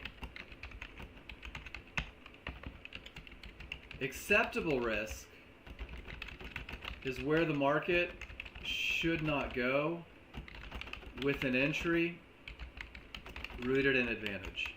And guys, this is one of the reasons that having a plan is so important. A lot of risk would be way out here if I didn't have momentum or a clear path, right? Acceptable risk is out here because I have momentum, because I have a clear path, because I have the perfect entry. So when you're defining what a lot of risk is, let it stem back to whether or not you have an edge. So I'll know my risk, guys, and in this particular trade, it's $150 per contract. Andy, I will answer your question as soon as we get through NinjaTrader Management, I promise. So if you decide to put your risk below an area inside of triggers, guys, that's not where the market shouldn't go. That stop is very likely to get hit, only to watch the market go without you. If you keep it in the retracement zone, that stop still has the potential to get hit, right? But when you put it where the market should not go, in a pattern that you can prove, typically wins 70 to 80%, you're going to find yourself with a level of bravado, and you're like, man, those mofos got to come get me if they really want my money. No reason to chum the market. So $150 risk, you have to be cool with it. And if you're not, it's okay not to take the trade. That's your right. Targets are predefined in the KISS plan at $100 and $200, guys. That's it. $100 and $200, 2 contracts. So if they don't stop you out, and they will 20 to 30% of the time, if they don't stop you out, then that means they gave you a reversal bar in the direction of the trade. Not just outside of the triggers, Marlon. 4 to 5 ticks beyond the triggers. And let's talk about why real quick.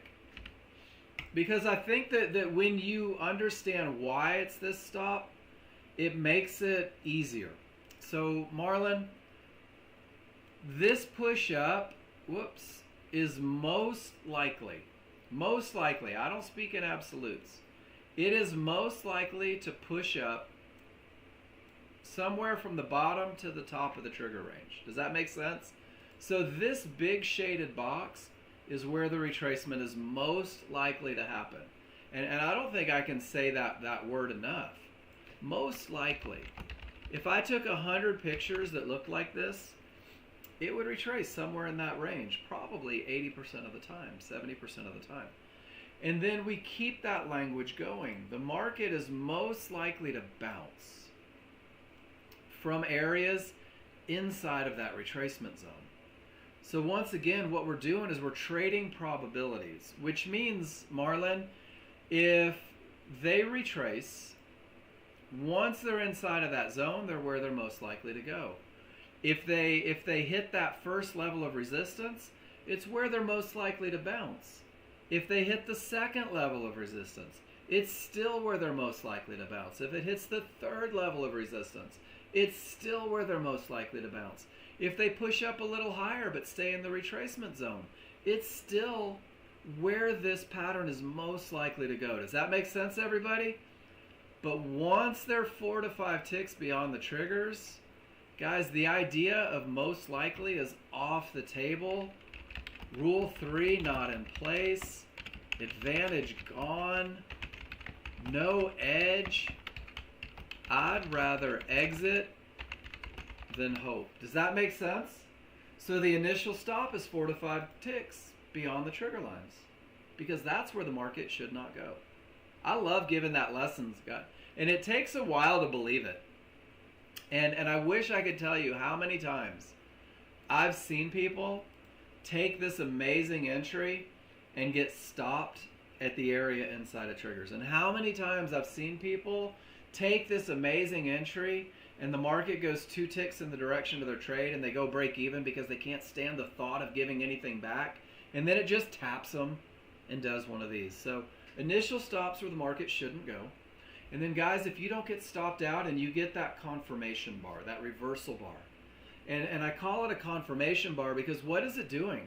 It's confirming that the market is going down with all of the momentum. And it's confirming that the market is going down with that clear path.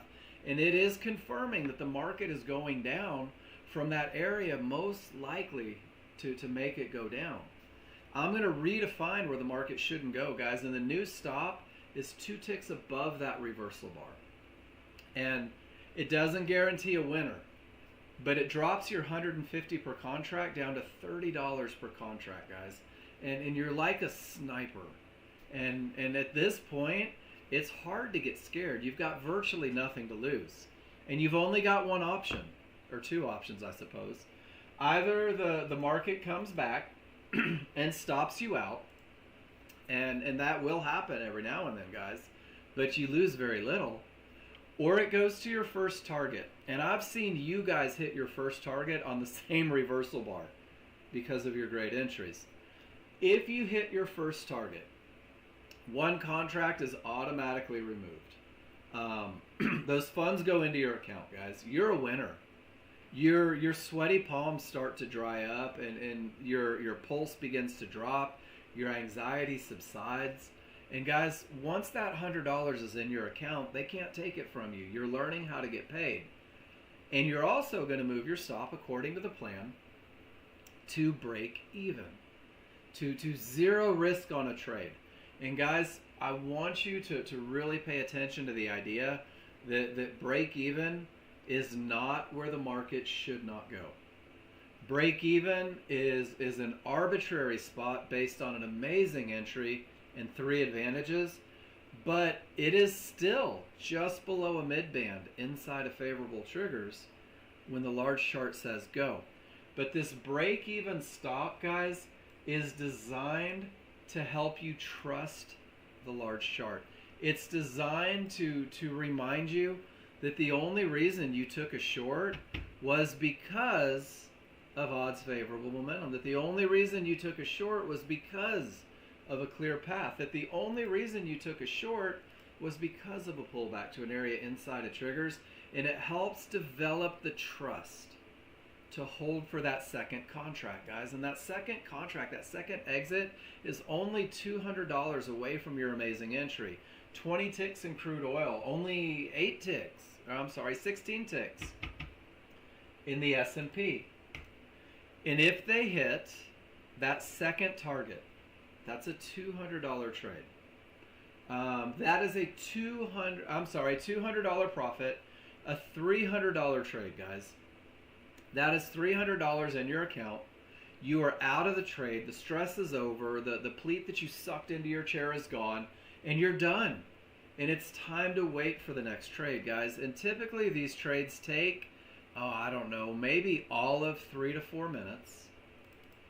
And if that one trade, that high probability trade, that very conservative profit taking trade was all you did every day, and you won one of them every day, $300, it's a $75,000 year, guys. That is management for the high probability trend trade, guys. That is the KISS plan for the high probability trend trade. It is outlined right here in the management side.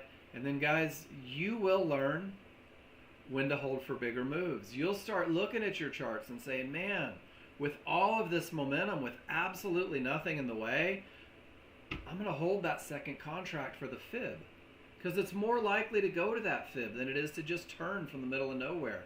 And your management plan grows based on your ability to read the indicators. So that's in the KISS plan, guys, and it is totally defined, step by step.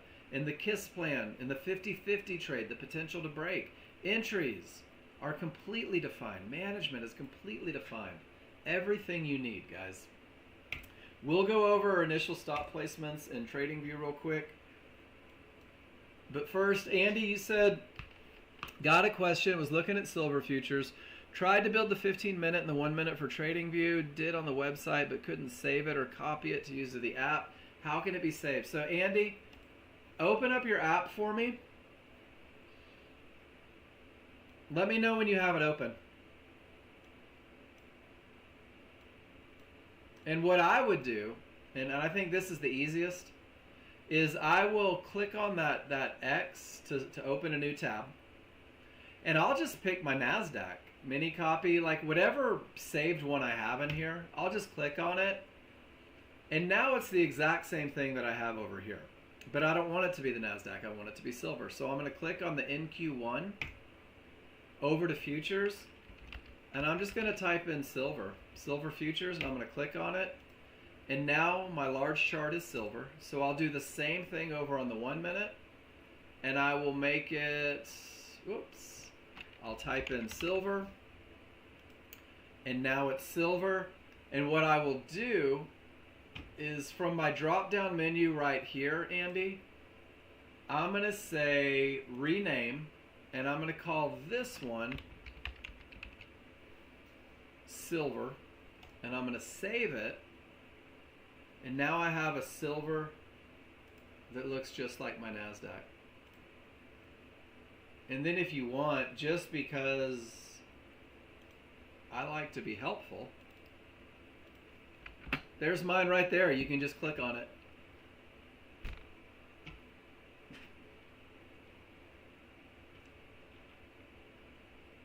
Good stuff. Different exchanges work differently. Will we be able to change stop loss in any exchange at any point in the middle of a trade? Absolutely, newborn. So if you are in NinjaTrader, and we'll just do it like this real quick, you have what's called an ATM strategy. Oop, that's my account. And the ATM strategy is a preset way to manage a trade. I don't know what weeks is, so I can't speak to it. I've never, sorry. But you have ATM strategies that are going to come preloaded when you download the software from NinjaTrader. I can, or one of the things you can do is we have instructions. And it would be awesome to go through NinjaTrader platform and spend the 17 hours that it would take to talk about all the features. And we will talk about it. But right here, this is everything that you could ever hope for using NinjaTrader with Nexgen. Whether it's building charts, applying templates, changing synthetics, automated trade management, adding symbols, best practices, market replay. We have given you a cornucopia of information and resources. And then, of course, please, I would encourage you, if you have any questions, ask. Let me help, and we can go through some stuff. And then I've also got, from our YouTube page, if you go to the playlists, there's a 60-second video series for NinjaTrader. And in this 60-second playlist, there's trend trade shorts, longs, defining market trends, everything about the rules that you could ever hope for. In the user guide, it'll talk about all of the management, and there's everything you could ever hope for. I want you to ask a million questions, but we can't go, how does weather work, right? Because we could talk about how weather works for the next 7 years and probably not touch on everything. So we'll go through ideas of, well, how do I place the limit order? I'll love to talk about that, where we'll right click on a chart and we'll be able to, if we're above price, we'll be able to activate it. That's a question for your broker, newborn. I am not a brokerage. What market do you want to trade? It's different for every market. So margins,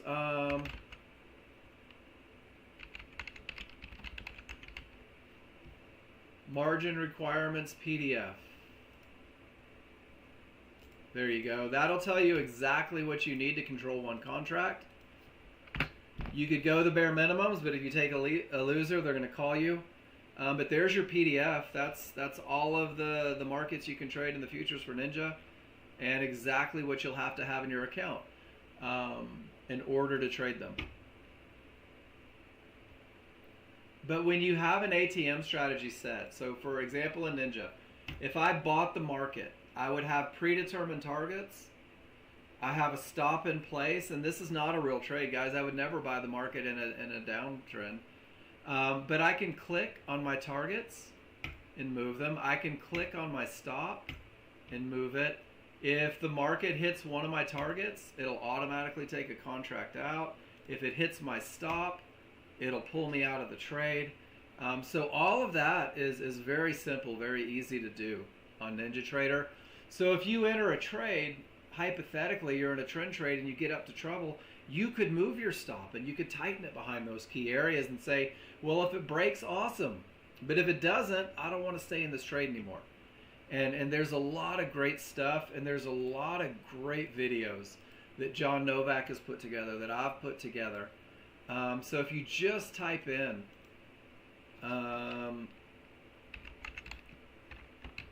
entry, learn the rules, entry logic, TradingView 60-second, trade entry and exit management, 60 Nexgen software services training, trade entry and exit management. So all these things are like, boom, we've got everything you could ever hope for already there for you. And I hope I don't sound dismissive to your question, but I couldn't possibly cover everything in one breath in one classroom. So going back to that user guide will give you 90% of what you're looking for. Can I clone my trades off Ninja to pass the funding challenge for Nexgen on TradingView? Don't think so, ShadowPix. I'm 99% sure you cannot. If you could, we would have already advertised that for all the people that wish they could trade NinjaTrader with us. So if you want to use the funding company, guys, if you want to take advantage of that free $50,000 evaluation, it needs to be on TradingView. But ShadowPix, is there any law that says if I'm looking at crude oil and my rules are met, and is there any reason you can't execute on TradingView? Right? You can't mirror it, you can't clone it, you can't make an entry here automatically show up there. But is there any reason you couldn't take it on TradingView and manage it just looking at NinjaTrader? Something to think about. Something to think about. You guys are awesome. Keep the questions coming, guys. This is one of those days where there's going to be a lot of room and a lot of time for questions. Pete, all the momentum, 3 triggers through, room to trouble. You didn't take the first trend trade. You just kind of jumped in. Not a momentum style entry. You didn't have momentum. The smalls are below the large. Man, do you know what I did for my wife, ShadowPix? And I don't know, maybe some of you are too proud. I went to Goodwill and I paid $20 for a 54-inch flat screen TV and hooked her laptop up to it. And she trades on big screen. And it was 20 bucks, guys. And if it only works for a week, who cares? I'll get another 20 bucks. But that was awesome. And when you go to her office at our house, she's got a giant screen that she does the majority of her work on, and then she's got one on the side, and then her laptop screen. So Pete, not a momentum style entry because you don't have momentum. I refuse to get you that one. Yeah, 8 ticks, it works, right? And then it turns into the trend trade, and that's the one that carries you to the promised land. Nice trade, Pete. Can't take a momentum trade without momentum, guys. You can't eat chocolate cake if there's no chocolate in that cake. All right, large chart was bullish. I don't know what that means. Is that up or down? However, the small chart struggled for about 10 minutes. In the zone that developed based on the struggle and the close below the smalls, you felt good to go counter trend. As soon as you had strong triggers, you felt good to jump in.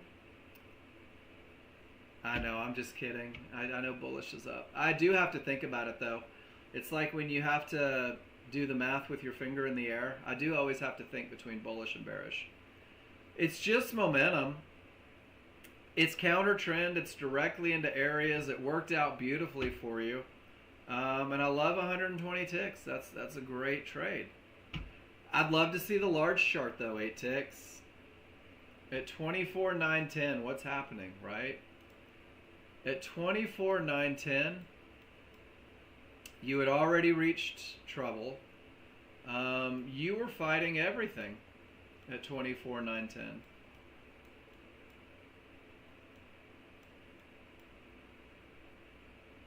That's it right there. So I'm glad your counter trend trade worked. And guys, one of the things that you'll see people do, and I sing praises more than I bust chops, guys. It's important for me to do that.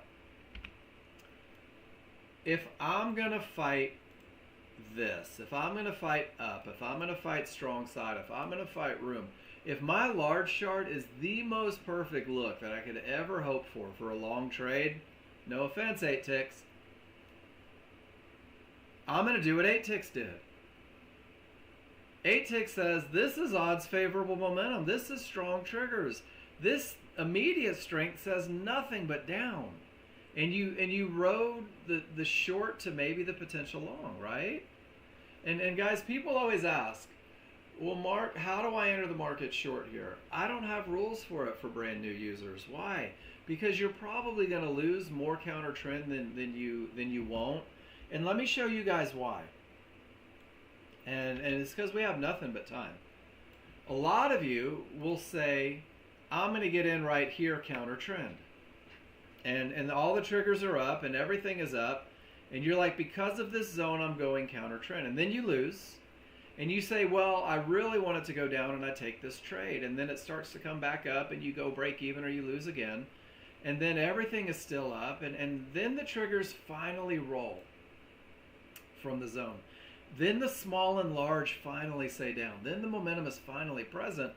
And this is where you guys have a higher chance of success fighting the trend based on the short chart immediate momentum. And 8 ticks, you do it really well. And you wait for that change because you believe in momentum. And I've been watching you do it for a long time. But what happens, guys, is new users fight and lose and fight and lose and fight and lose. And by the time it finally says take the short trade, you're blown out, you're dejected, you're upset, you're angry, you're yelling at the dog, you're pissed off because your fight didn't work. And I've got this picture right here that really explains exactly 8 ticks what you do so well. Guys, when you reach something that may stop the market, that's all it is it may stop the market. If you let your small chart, your chart that shows change, get perfect, get ideal, get strong triggers, get below trouble, very often this price where it's perfect is almost the same price where the first fight was. This fight where it's perfect is almost the same price. You just have to learn to sit through the shenanigans and wait for the advantage. Does that make sense, guys? 8 ticks, what a great lesson. And when you get right here, you have to be thinking long trade. What a great management opportunity. Probably not a home run, right? Get paid. This one, they just wanted to go down. And then eventually, there's your close on the correct side of the triggers, everything up, and it comes back and retests the exact same area that 8 ticks got short at the first time. And that's where the buyers lose their fight. Kind of cool, right? What a great lesson. Guys, I think there are about 10 million things you could learn every day. Learn one or two. Learn one or two every day. Now I've got smalls down. I'm on the strong side. I've got room to trouble. I don't have momentum, so I don't have a momentum trade.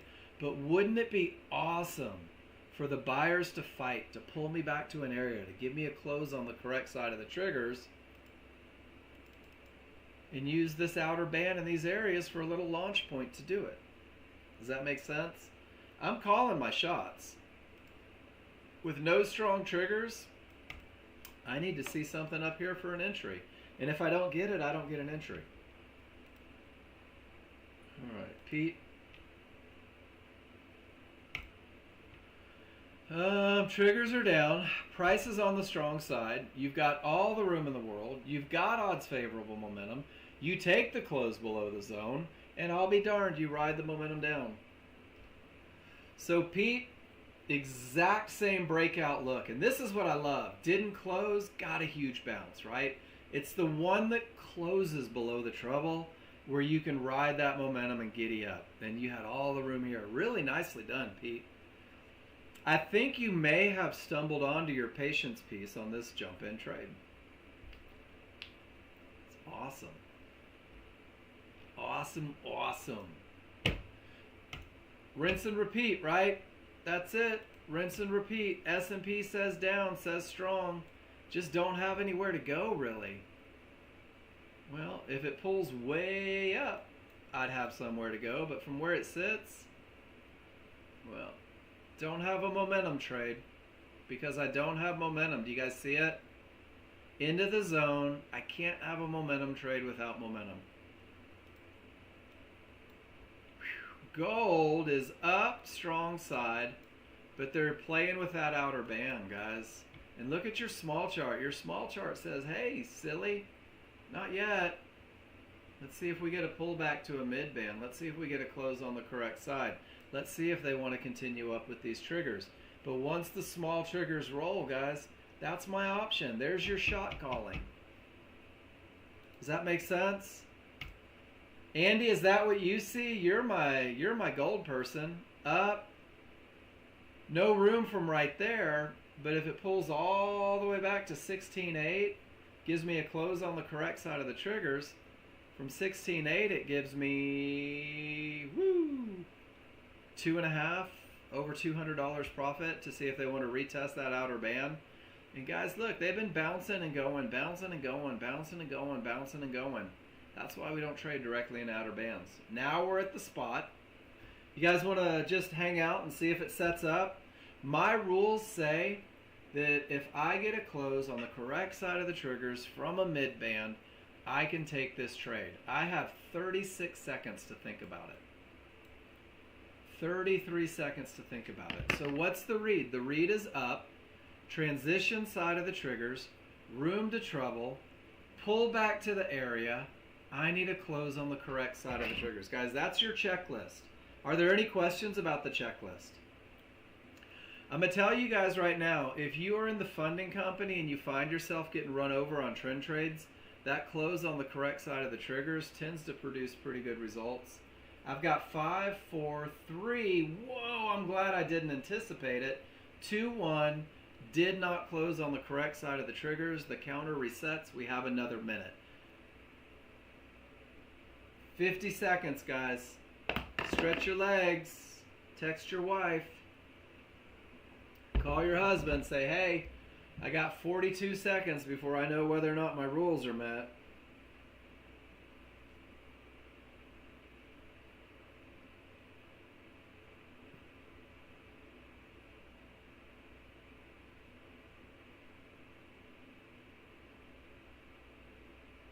"23 seconds. Oh, this is exciting. 15, 14. Man, I'm starting to bite my nails. My palms are sweaty. 8, 7, 6, 5, 4, 3, 2, 1. Boom. If I enter the market on the close above, my stop goes below the pivot. Did I order? Oop, I accidentally ordered 8. So I could take half of them off at the first sign of trouble because I'm in transition. Guys, it doesn't guarantee a win. What it does is it guarantees that I'm not fighting the triggers. And looks like they're going to come get me, huh?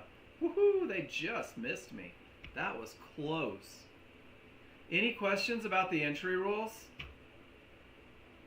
Stop where the market shouldn't go saved us once. I don't know if it'll save us twice. So if this does go, I didn't mean to take this on an 8 lot, guys, but it's just simulator. All we're doing is we're practicing entries. All we're doing is identifying things that could be problematic. All we're doing is learning patience. Look at that. Oh my gosh. We'll see if they want to keep going up.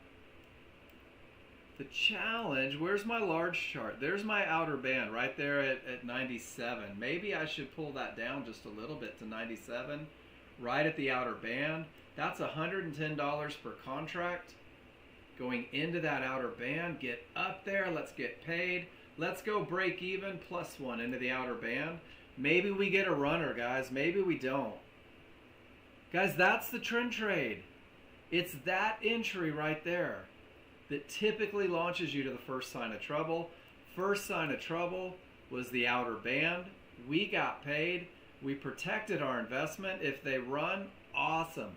If they don't run, who cares? I already made money. There you go, guys. That's the trend trade entry. Any questions? It still might go, but my goodness, that's what we do. Every day, that's what we talk about. Every day, that's what we try to explain. Every day. That's where the advantage comes from. No momentum up, no clear path down, nothing to do on crude oil. No momentum down. We've got 3 triggers and they're trying. We just need a little bit of push from those sellers. Just a little bit of love to get us clear so that we'll have room to the next trouble spot. Does that make sense, guys? We're rooting for the sellers right now. We're saying, come on, sellers. Push it down. Make that move. I don't have the momentum I need right now, but 10 points down, I might. And the seller said, well, Mark, we don't have enough to push. We're losing momentum. Just give it a second. Be calm. Be patient. The S&P trades $174 million a day on average. That's what's exchanged. We're going to find 400. We're going to look for 400 in there. The best of the best. The highest probability. The greatest traders are the most patient traders, guys. The best traders that I've ever met are the ones that know the next trade is coming. The ones that use the phrase, not my money. Trading into a termination, not my money. Trading without momentum as a brand new user, not my money. And guys, that phrase, being able to recognize the loss of momentum, understanding that it's not a clear path, is the methodology designed to keep you from avoidable losses. Because avoidable losses kill accounts. They really do.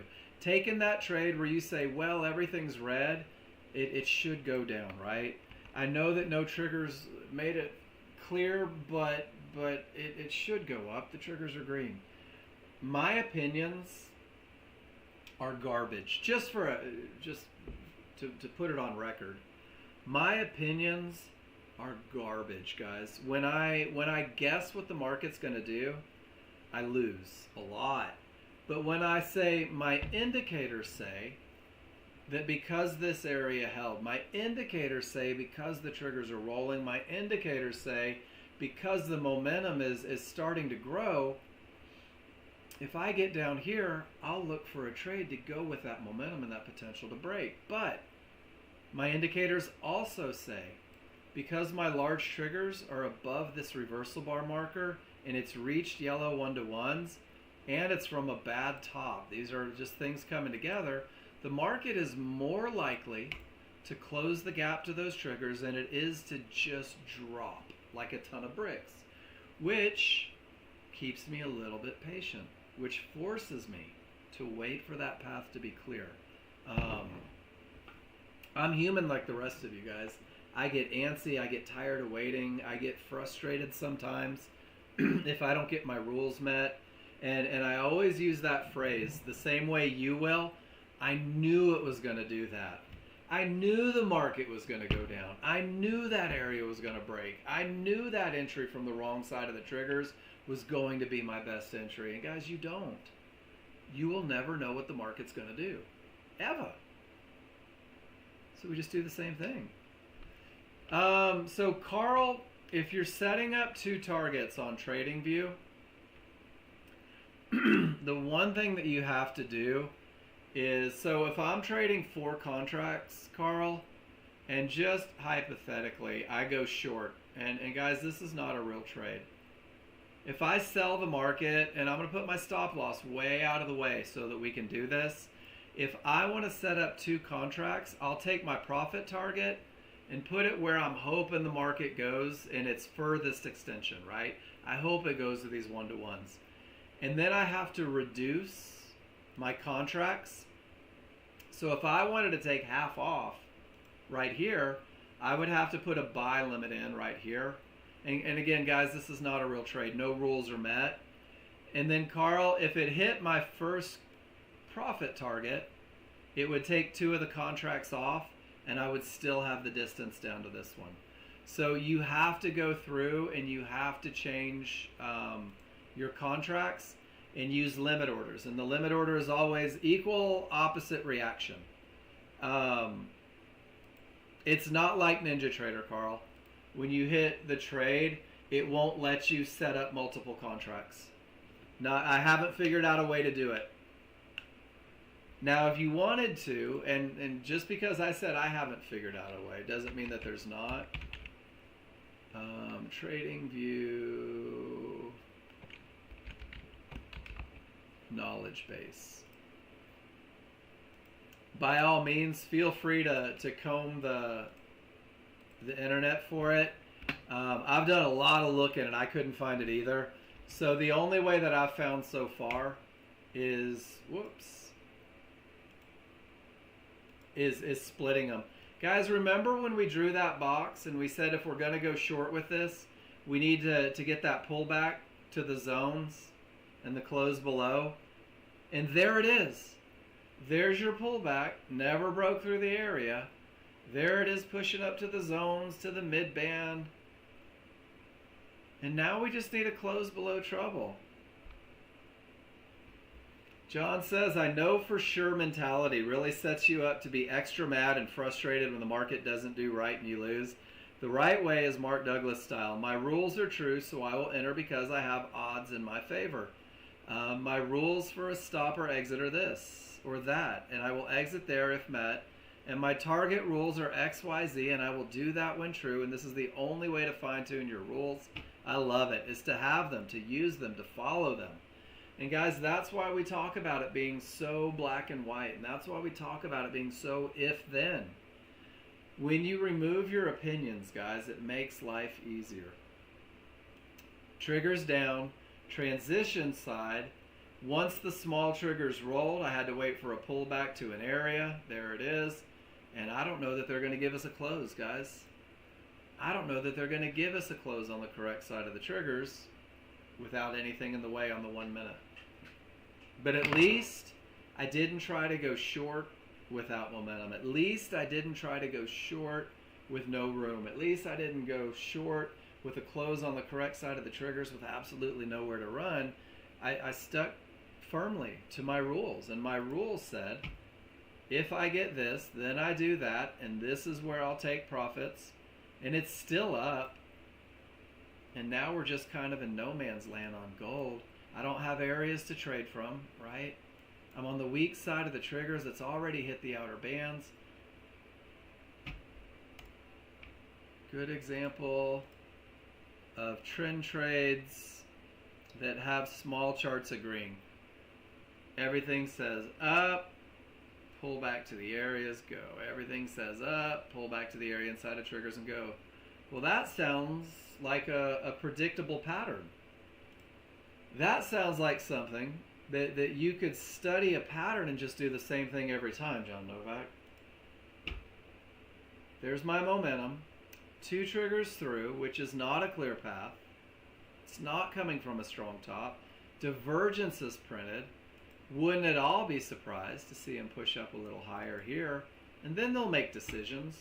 Are they going to continue the underlying trend from the mid-band, from the 1-to-1s? Who knows? But we'll find out in a second. All right, guys, I'm going to take like 3 minutes and I'm going to come back. I think I've gotten every picture. The room is wide open for your questions, guys. Ask me anything and everything that you want to ask me. I'll do my best to get you the answer or get you the resource to find all the answers you're hoping for. I'll be back in like 4 minutes.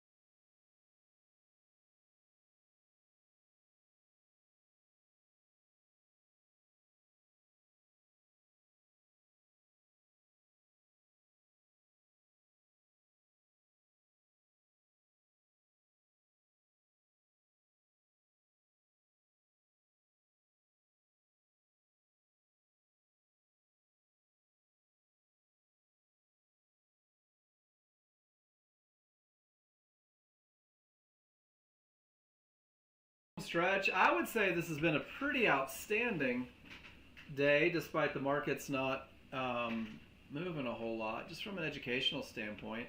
There's the box I made. That's exactly where the market went. I always feel smart when that happens. Used to be funny, guys. Does everybody see only two triggers through? Let's talk about why 3 triggers is so important. I want to talk about why the rules are designed the way the rules are designed, why everything revolves around advantages. Let me find my picture. And the one thing, guys, over and over, if you start from a point where a trade is momentum, clear path, and entry, and I want you to see this. You can look at your charts starting on the large chart, and I always encourage people, and Miss Kathy in the room does this better than anyone. I see this on every one of her charts. If you can define the momentum on the large chart, you're golden, right? You could print this out and make 3 pieces of paper to cover them if they weren't there.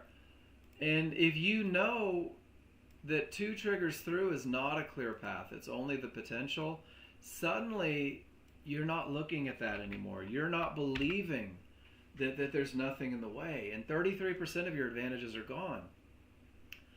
And then if you're like, well, I'm going to go look for an entry anyway, maybe it's one of those great ones.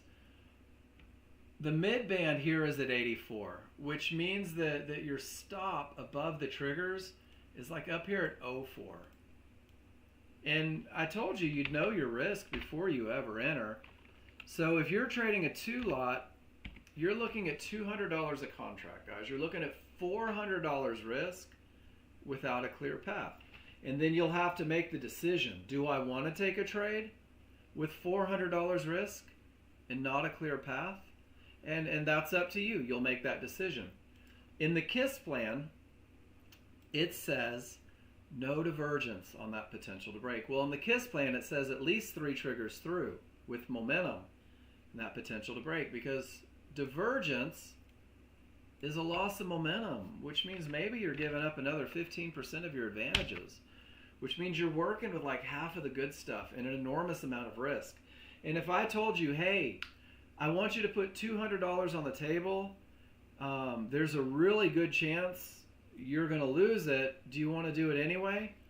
Everybody in the room would say, no, absolutely not. I don't want to do that. That's stupid. I don't want to give up $400. If you ask a day trader, they can't wait to get into mid-band because it's inside of triggers. And guys, your brain will say, it's not good. The advantages aren't there. The rules aren't met. And your brain will say, we'll take it anyway. Because, you know, what if it decides to go down? What if it doesn't close the gap to those triggers? What if it never hits my stop, right? And guys, you start thinking about, well, that's just not legitimate risk. One of the things when I first started, and I think it's funny now, historically looking at it, is this setup when I was a student, when I was in the room, when John Novak was teaching, I would take this entry right here. I would take that mid-band and I would say, man, here it goes. I can't wait. I'm going to win this trade. I was sure I was going to win this trade. I believed that I was going to win that trade. And when the market was running me over, right about here, John Novak's like, all right, we're just going to let it close the gap, right? Because that's a pattern. And when they close that gap, we'll wait and see what they decide. Are they going to continue up from the bad top? And he would use these patterns, and it was like he had a crystal ball. And guys, you will get to that crystal ball phase more likely than not if you focus on advantages, if you start to learn patterns. Andy, you took the same entry, knew right where the outer band was, knew right where the HVA was, and instead of getting paid at the trouble, you chose to sit through it, and you lost. And man, knowing where trouble is huge, isn't it? It's not that they came and got you, it's that they ricocheted right off of trouble and stopped you out. They didn't know you were there. They were just doing what the outer band typically does, creates a reaction. So if you traded back to it, that's where from the transition, stuff in the way. That's where your plan, and going back to what John says, right? Going back to what John says, oh, so you got entry and stopped out on the same bar? What does your management plan say, Andy? Where does your stop go if you enter with a close on the correct side of the triggers? Did it get you? It got you at 16.7. So you were about a tick below that one. I usually go 2 or 3. But that makes sense. Never mind. I'm sorry. That makes sense. So it never even made it to trouble. They came and got you before it ever hit. In and out. Yeah, but it's hard to tell on a minute bar. Right? Blue arrow right on the green dot. So were you 2 ticks, 3 ticks below the point there? I know. I see that one. I see where you got stopped out. How did you pick your stop? That's the question. Do you have a rule for stop placement? Some people do. Some people don't. I think it's important to.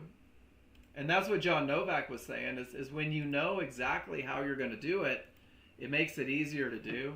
So let's go through this. What a great segue to a lesson on stop placement using TradingView, guys. Couple things. The first thing is let the 15-minute chart tell you how you're going to manage it, right? And I'm just going to go through my scenarios. I'm not telling you guys how to write it. You got to write your own. Few below the lowest bar before. Awesome. The lowest bar before. So hold on. Below the white bar or below the pivot?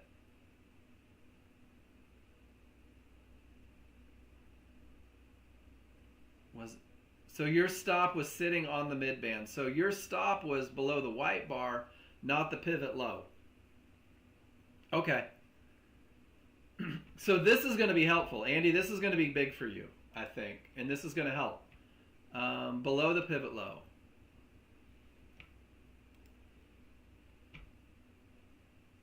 But if it got you at the midband, that's at the pivot low, isn't it?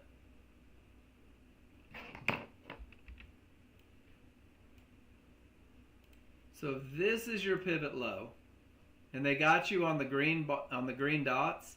That looks almost equidistant, maybe 1 tick. That's okay though. We're just going to talk about it, guys. Your 15-minute chart's going to set you up for management. So I'm going to tell you how my brain works, and feel free to listen. Feel free to create your own plan based on what I'm saying. No, I saw the picture. Below the pivot low. Perfect. 1 tick, Andy? 2 ticks, 3 ticks? What's your number? Just curious. There is no right or wrong number, guys. It's just right or wrong for you. You think it was 2. Right on. Cool. So, guys, if I'm left at the triggers and 1-minute areas are most likely to break, I will very often go break even into trouble, but not necessarily take profits. If I am in transition, I will, without hesitation, take at least half of my contracts off at trouble and maybe break even in a tick. And then if I'm on the weak side, very often, I'll just get paid at trouble and wait for the next trade. That's my thought process. But when we go stops, using that pivot high or low, and then because they're 1-minute charts, guys, they're not as precise as Renko. They're 1-minute charts. I'm typically 3 to 4 ticks above a pivot high, because the buyers failed, the sellers took over, but there's 1 minute, and there's times where you can see right here, they do come back and test those pivot lows. They do come back and test them, and sometimes take them out by just a couple ticks and then head in the direction, and they're mean.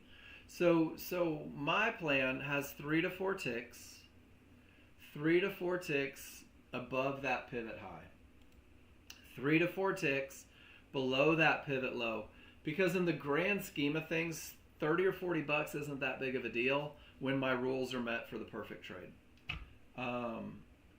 On momentum trades, it's much smaller risk, guys, because momentum trades give great opportunity to capitalize on amazing momentum on both charts, but very often momentum goes away, guys, and you can get in and you can take these and do great things, and I'm 2 to 4 ticks above the zone that I'm hoping holds, and these are usually really, really small risk trades and just really, really small risk trades coming through, because if the triggers roll, if this happens, I've got to wait for the higher push. So Andy, they just got you. That's it. It was a great trade. It was an awesome entry.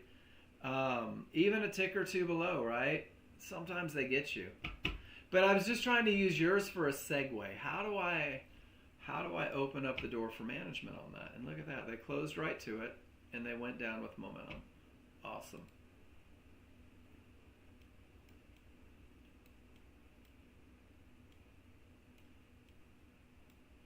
And I'm trying to see. So my low was 16.9 and they made it to 16.7. They got your 2 ticks, right? Those sons of guns. That was 16.8 was the low of that bar. 16.7 was the low of the previous bar. So when we took it in the room, we were down here at, I want to say, 16.5. So we got lucky a tick. They got you by a tick. It happens. That's just part of trading. Part of trading is just sometimes it doesn't work. Sometimes it doesn't go. And great trades will fail. And absolutely horrible trades will win every now and then. And that's where consistency pays dividends. That's where the consistency of knowing why you'll enter, knowing why you'll exit, guys. Waiting for momentum, 4 triggers below, and if I get a pullback, I can define the area inside of triggers. Do you guys see it? This is your high probability trend trade. First it's momentum, then it's path. If I get a reversal bar, I have one area inside of triggers, and we'll see if they come get us. John says, usually you can use low of white bars as stops. Few ticks, then if arrow long from your market flow, you can move that stop below that. Yeah. So the very basic management, and then guys, you will create your own plan.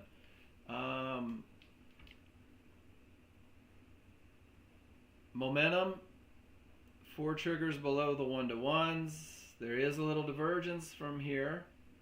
There's our area inside. We'll go 2 ticks below. John says divergence from dual 1-to-1s, but we're just going to talk entries, John. 1, 2, 3, 4, 5. That would be how you time an entry on the small chart. We'll see what happens. And for the brand new user, it's rules met, get it on sim, rock it out, have a good time, right? Just learning how to enter the market. And then John's saying, check it out though, Mark, when you get divergence from a couple 1-to-1s, it can be a deal breaker. And my rules doesn't have to be your rules, right? So we're going to kiss plan it. If I get a reversal bar, then I reduce risk 2 ticks above that reversal bar. Guys, you can even kind of click on it, and until you click it again, it doesn't activate. There's my reversal bar. Now we've only got 3 ticks of risk. Oh, they tapped us but didn't get us. There's our first target. Now we're break even. Nothing to do, guys. They either go to the second target or get us break even. Welcome to the high probability trend trade, my friends.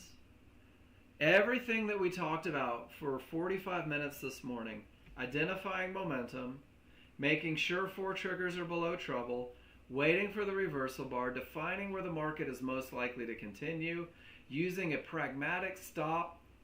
We had $30 of risk once that reversal bar printed.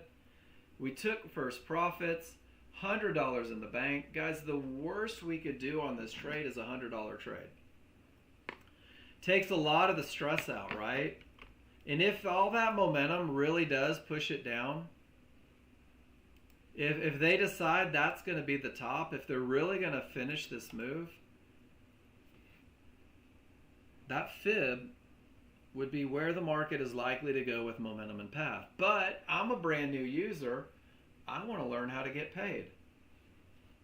As you grow with the software, there will be small chart management things.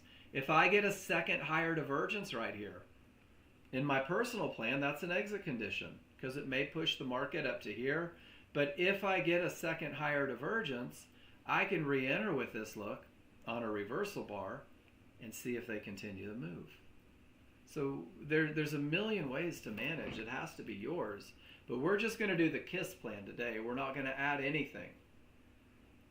Clearly defined entry, very pragmatic stop placement, if then. If then, that's all it is. There's the second higher divergence. For some of you, that's an exit condition. Some of you are just saying, you know what, I'm going to let it ride out. I'm learning how to manage trades. It can either get me or not get me. I still have momentum. I still have path. Heck, I still have an area inside of triggers. Let's see if it bounces down from it. Wouldn't that be awesome? For new users, especially men that do not read directions, here is the answer. Trade management.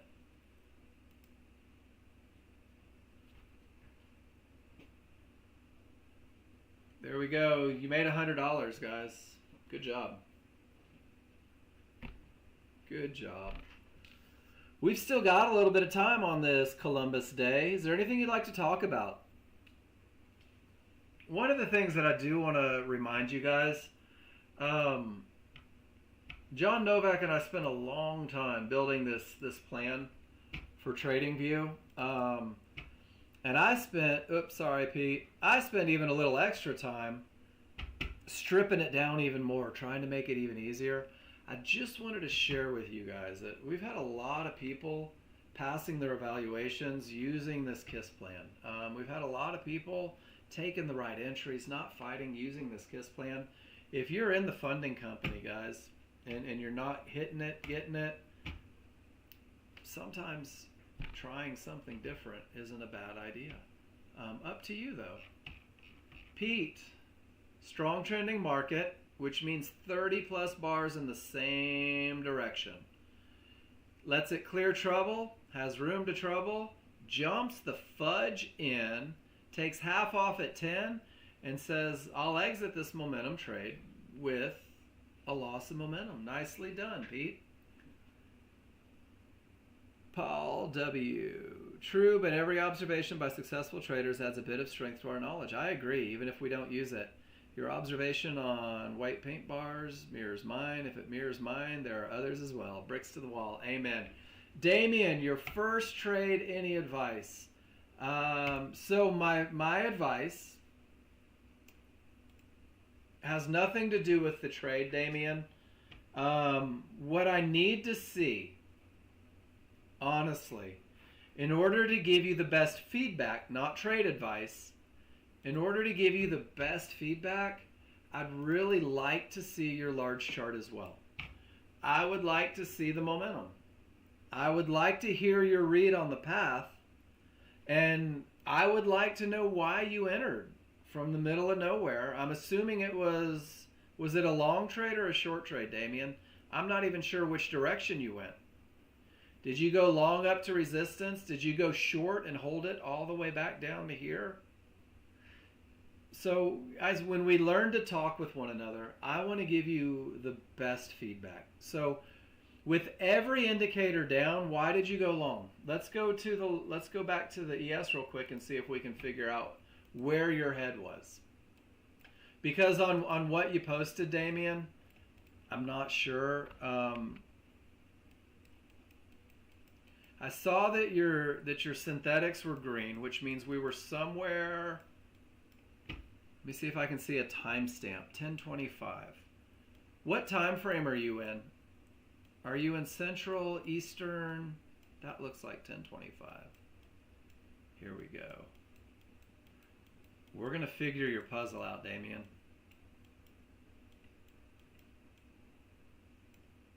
1025, 1025. Oh, here we go. So let's see what we did. Thank you for that. Oh, come on now. So you had, that's 10 a.m. I'm seeing 10 a.m. 71.75, 71.75. So there's your circle. Okay. So you have triggers up, small outside of the triggers, pulls all the way back to support, nothing at all blinks. Does that sound about right for your large chart? Hold on. and Damien, understand that I'm going to go on a little bit of a rant about annotation. And it's not directed at you, it's for the entire class. So the large chart read is trend up, trend up, trend up, smalls above large,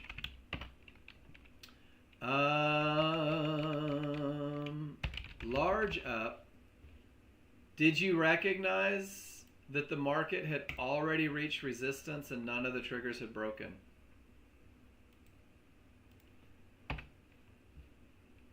This would be the one thing that I asked. Did you recognize that it already hit areas, that none of the triggers got anywhere near the areas, and it appears to be on its way down from that termination? All that does for me is it gets my guard up a little bit. So this fib has already held. And it has pushed the market all the way down to support. And through support, and then it pushed the market, and you caught it on the way back up and exited at that thing that could stop it. Awesome. So when we look at, was that it? I can't recreate it on my charts. I don't think that we have the same. What time zone are you in, Damien? Are you in Eastern? Weird. And that was S&P, and that was 1022. There we go. That's it right there. So let's look at the circle on this, just right here. All right, so our charts look a little different. I'm running synthetic triggers. You don't appear to be, which means that I can see these areas on the large chart. Oh, that's a 5-minute chart. So you're trading a 5-minute chart and a 5-1. I don't have rules for that. And I can't recreate it. So let me do this, Damien. Knowing where your head's at helps me a lot. So if you define your momentum, if you define your terminations, I don't know that you messed up. You waited for it to go in the direction of your trade. But look at the exact same trade from right here. All of your indicators down, everything below the area, everything below the area. And really the only advantage in your trade from the Renko charts would be that you have odds favorable momentum up, right? So where you entered, you have a small chart that's screaming north, and let's celebrate that. You also have small triggers screaming north. You also have a loss of momentum, which means that it's got a really good chance to get up to trouble, which is right where you exited. And I can see a lot of things right with this trade, that even though it's counter trend, the patience on the entry is solid. I think on a 5-minute chart, it creates a challenge because that's a long time. Did you do that on purpose? Or was that an accident? Do you need to get back to your 13.2 so that you can have the 2 in sync a little more? I can help with that real quick if you need it. We can build a chart. But if you have a plan for the 5-minute, by all means, rock it out. I like that you waited for the divergence. But these synthetic triggers don't line up with the synthetics over here. Um, yeah, so let's do that real quick. And we'll get you the right workspaces. When you go to your workspaces, did you alter your SMP? Or did you build new charts on purpose? That's okay. We're gonna do this. So I'm gonna give you two ways to do it. The first way is where I cheat and I just help you out because it's fun for me to do that. And I just compress this to a zip file. Oops.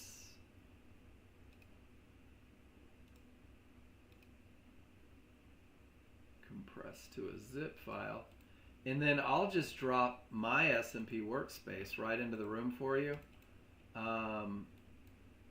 So here is the zip file of my workspace. That's the 13.2, that's the 5.1, exactly as it's taught in the room. And you will, are you comfortable extracting a file, Damien? Where you right click on it and you extract all? Cool. So here's your path. It's going to go to Documents, NinjaTrader 8 Workspaces. And if you extract it there and just restart Ninja, that ES, that big ES, will be right in your workspaces. The other way you could do it if you wanted to is you could just X out of that 5 minute and we can build a chart together. And guys, I think this is a great skill for everybody. So we'll do it. Where you'll go New and Chart. And we're going to build our large chart. So we have to go to the S&P. And then we've got to put the template in because the template's going to tell it how to set up the triggers, the fibs, all that good stuff. So we're going to put the Nexgen 13.2 Renko bar chart up in the template. We're going to make sure that our body size and new bar is 13.2 and click tick replay. And what that's going to do for you is that's going to bring over fibs from the 5.1, from the 21.3, and give you the native fibs, which is going to give you guys the highest accuracy on that large chart. And then from there, you're good. Here's your settings. Just click OK. And when you click OK, let's see, it won't let me pull it over. So watch this. I'll change screens. We'll beat the system here. Once we click OK, it'll build that new chart for you. And then once it's done calculating, it'll literally go through and it'll build the chart and it'll get it all squared away. There you go. And then you can just pull it over and drop it down there with your 5.1. And now you've got the right workspace. And then what I would do before I close the workspace, I would go ahead and save it one time in case something happens with Ninja. That way it's built. And then when you close the workspace, make sure that you click save and you'll be good to go. And I don't need that extra chart. So that's kind of a good skill to have, yeah. And guys, always let me know, but if I notice something like that, Damien, sometimes you guys are trading the 5 minute, right? Sometimes you guys are doing like a 15.1 on NinjaTrader trying to make it look like TradingView. But if I notice it, I'll always talk about it and make sure that that's where you want it to be. Good stuff. Good stuff, man. Momentum, path, pull back to the area inside of triggers. Easy money. Nicely done, Pete. The exact same trade that we did in the room. And then, Damien, are you comfortable typing on your charts, talking about what you see? I don't think that's where he was headed, John. Okay, cool. The more information you guys give me, the easier it is for me to give you guys feedback. But Damien, now that I know you can do it, man, I'm going to be looking for you in the room. I'm going to be looking for you to flood my room. Looking for stuff. I'm looking forward to it. I've seen your smiling face in the room for a while. I'm glad to have you posting. All right. And guys, remember that when you write your recipe, right? When you talk about it and it's perfect, you're literally writing the recipe for success. You're saying, this is what my eyes see, this is what I'll do when I see it. Here's how I repeat it. Here's how I prove that it works more than it doesn't. Case of chasing the market. No momentum, but it does have a clear path without a doubt. First pull back to the area inside of triggers, but you didn't take it. And then when it closes above, I like it, but without momentum to push the market, it's struggling. And then when that second lower divergence prints, that's your exit condition. That's the something's gone wrong. Does that make sense? Right? That second lower divergence is the, ooh, things are starting to go bad. That third divergence in the same price range is the GTFO. Take your small loss. There's no reason to give that much going. And you're right, it's the hope. Chasing the market. Little more hope than read. I love the first one. The first one for me on the NASDAQ, coming from that termination, every indicator up, getting on the good side of the triggers is outstanding. It just needed to be managed a little bit. And then when the termination stops the market, you trade directly into trouble and it just doesn't work. And then when it rolls from that termination, when it gives you odds favorable, jumping the fudge in with momentum, you do great things. But trading into a termination again, just room to targets pays dividends, but I like that one because that's a strong bottom. It's on its way to becoming a strong bottom. And your momentum on the 1 minute is outstanding. And there's that same look. Higher divergence, should have gotten out of this one, right? When that fib held, the first divergence is a great reason to GTFO, small chart management. No reason to hold that long. There's just not. But then with nothing in the way and everything up, just way to get it all back. Nicely done there. And then again, you let it get below trouble with all the momentum and just straight line it. Nice. I like that. That's just a momentum trade. And it's done well. So what do we pull from it, right? And what is that one? That's the same one. Hold on, that's 48, 48. So there was your jump in. Take it up to trouble. Beautiful. There's where it rolls. You get in. Take it down to trouble. Beautiful. And then it looks like there was one more where it's trying to go down. And so things that I notice. And guys, remember when I said that what if monster is going to get you sometimes? That what if monster. And John Novak added in having reasons for exit. Having a reason to no longer be in that trade. Recognizing when your advantages are gone. I'm going to give you a video real quick. I'm going to go steal it from the announcement section. Guys, I am absolutely head over heels with this video that John Novak created. And I would encourage everyone in this room that's on NinjaTrader, especially if you're on NASDAQ, watch this video. Because it talks about everything that created a challenge in your trades. The first one that it talks about is a second lower divergence, how that creates a challenge. Divergence from a fib, how that creates a challenge. And then this one, you do perfect. It pulls right up with all that momentum, bounces off the fib, you catch it on the bounce, and you exit. And it's a beautiful exit. So management's where money is made, and man, I think you're on a good path here. Just a little bit of management applied. And guys, one of the things that I'll do for you as well, and that I've done in the past, and I certainly don't mind doing it, is if you write your plan and you want a set of eyes on it, I'm happy to give my 2 cents. If you're taking pictures, right, and you're like, Mark, how come I keep losing this trade? Why is this trade so problematic for me? I had momentum. I had 3 triggers through. Guys, this is where we get a lesson. Look at how far away those large triggers are. And do you remember when price the retracement zone, does everybody remember the lesson? Price can retrace somewhere in that big black box. That's not what I meant to do. Price will retrace most likely somewhere from the top to the bottom. And if you got in at this mid band, guys, the simple rules say your plan goes where the market shouldn't. Does that make sense? You guys want to see a trick to beating that concept? Not beating it, but when you have that giant range where the market could retrace, and we're going to use this one for an example. When the market could retrace from the top to the bottom, right?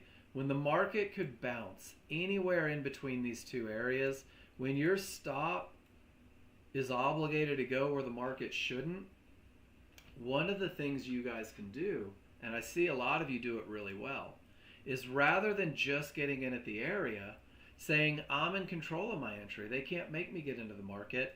I'm going to force them to give me a reversal bar in the direction of the trade, because at least then I have something to put my stop behind. I can minimize risk, right? And because I still know that it could go all the way up here, I'll look for reasons. I'll look for a reason to manage, to get assertive, to take quick profits, to find a way to take something out of nothing in case they retrace all the way to the area in the upper part of the zone. Do you guys see that? You're in control. And if you waited for the reversal bar, it gave you a second higher divergence, and look what the market's doing from it. Pretty cool, right? Trading is just patterns, and I guess this is how we're going to end the day.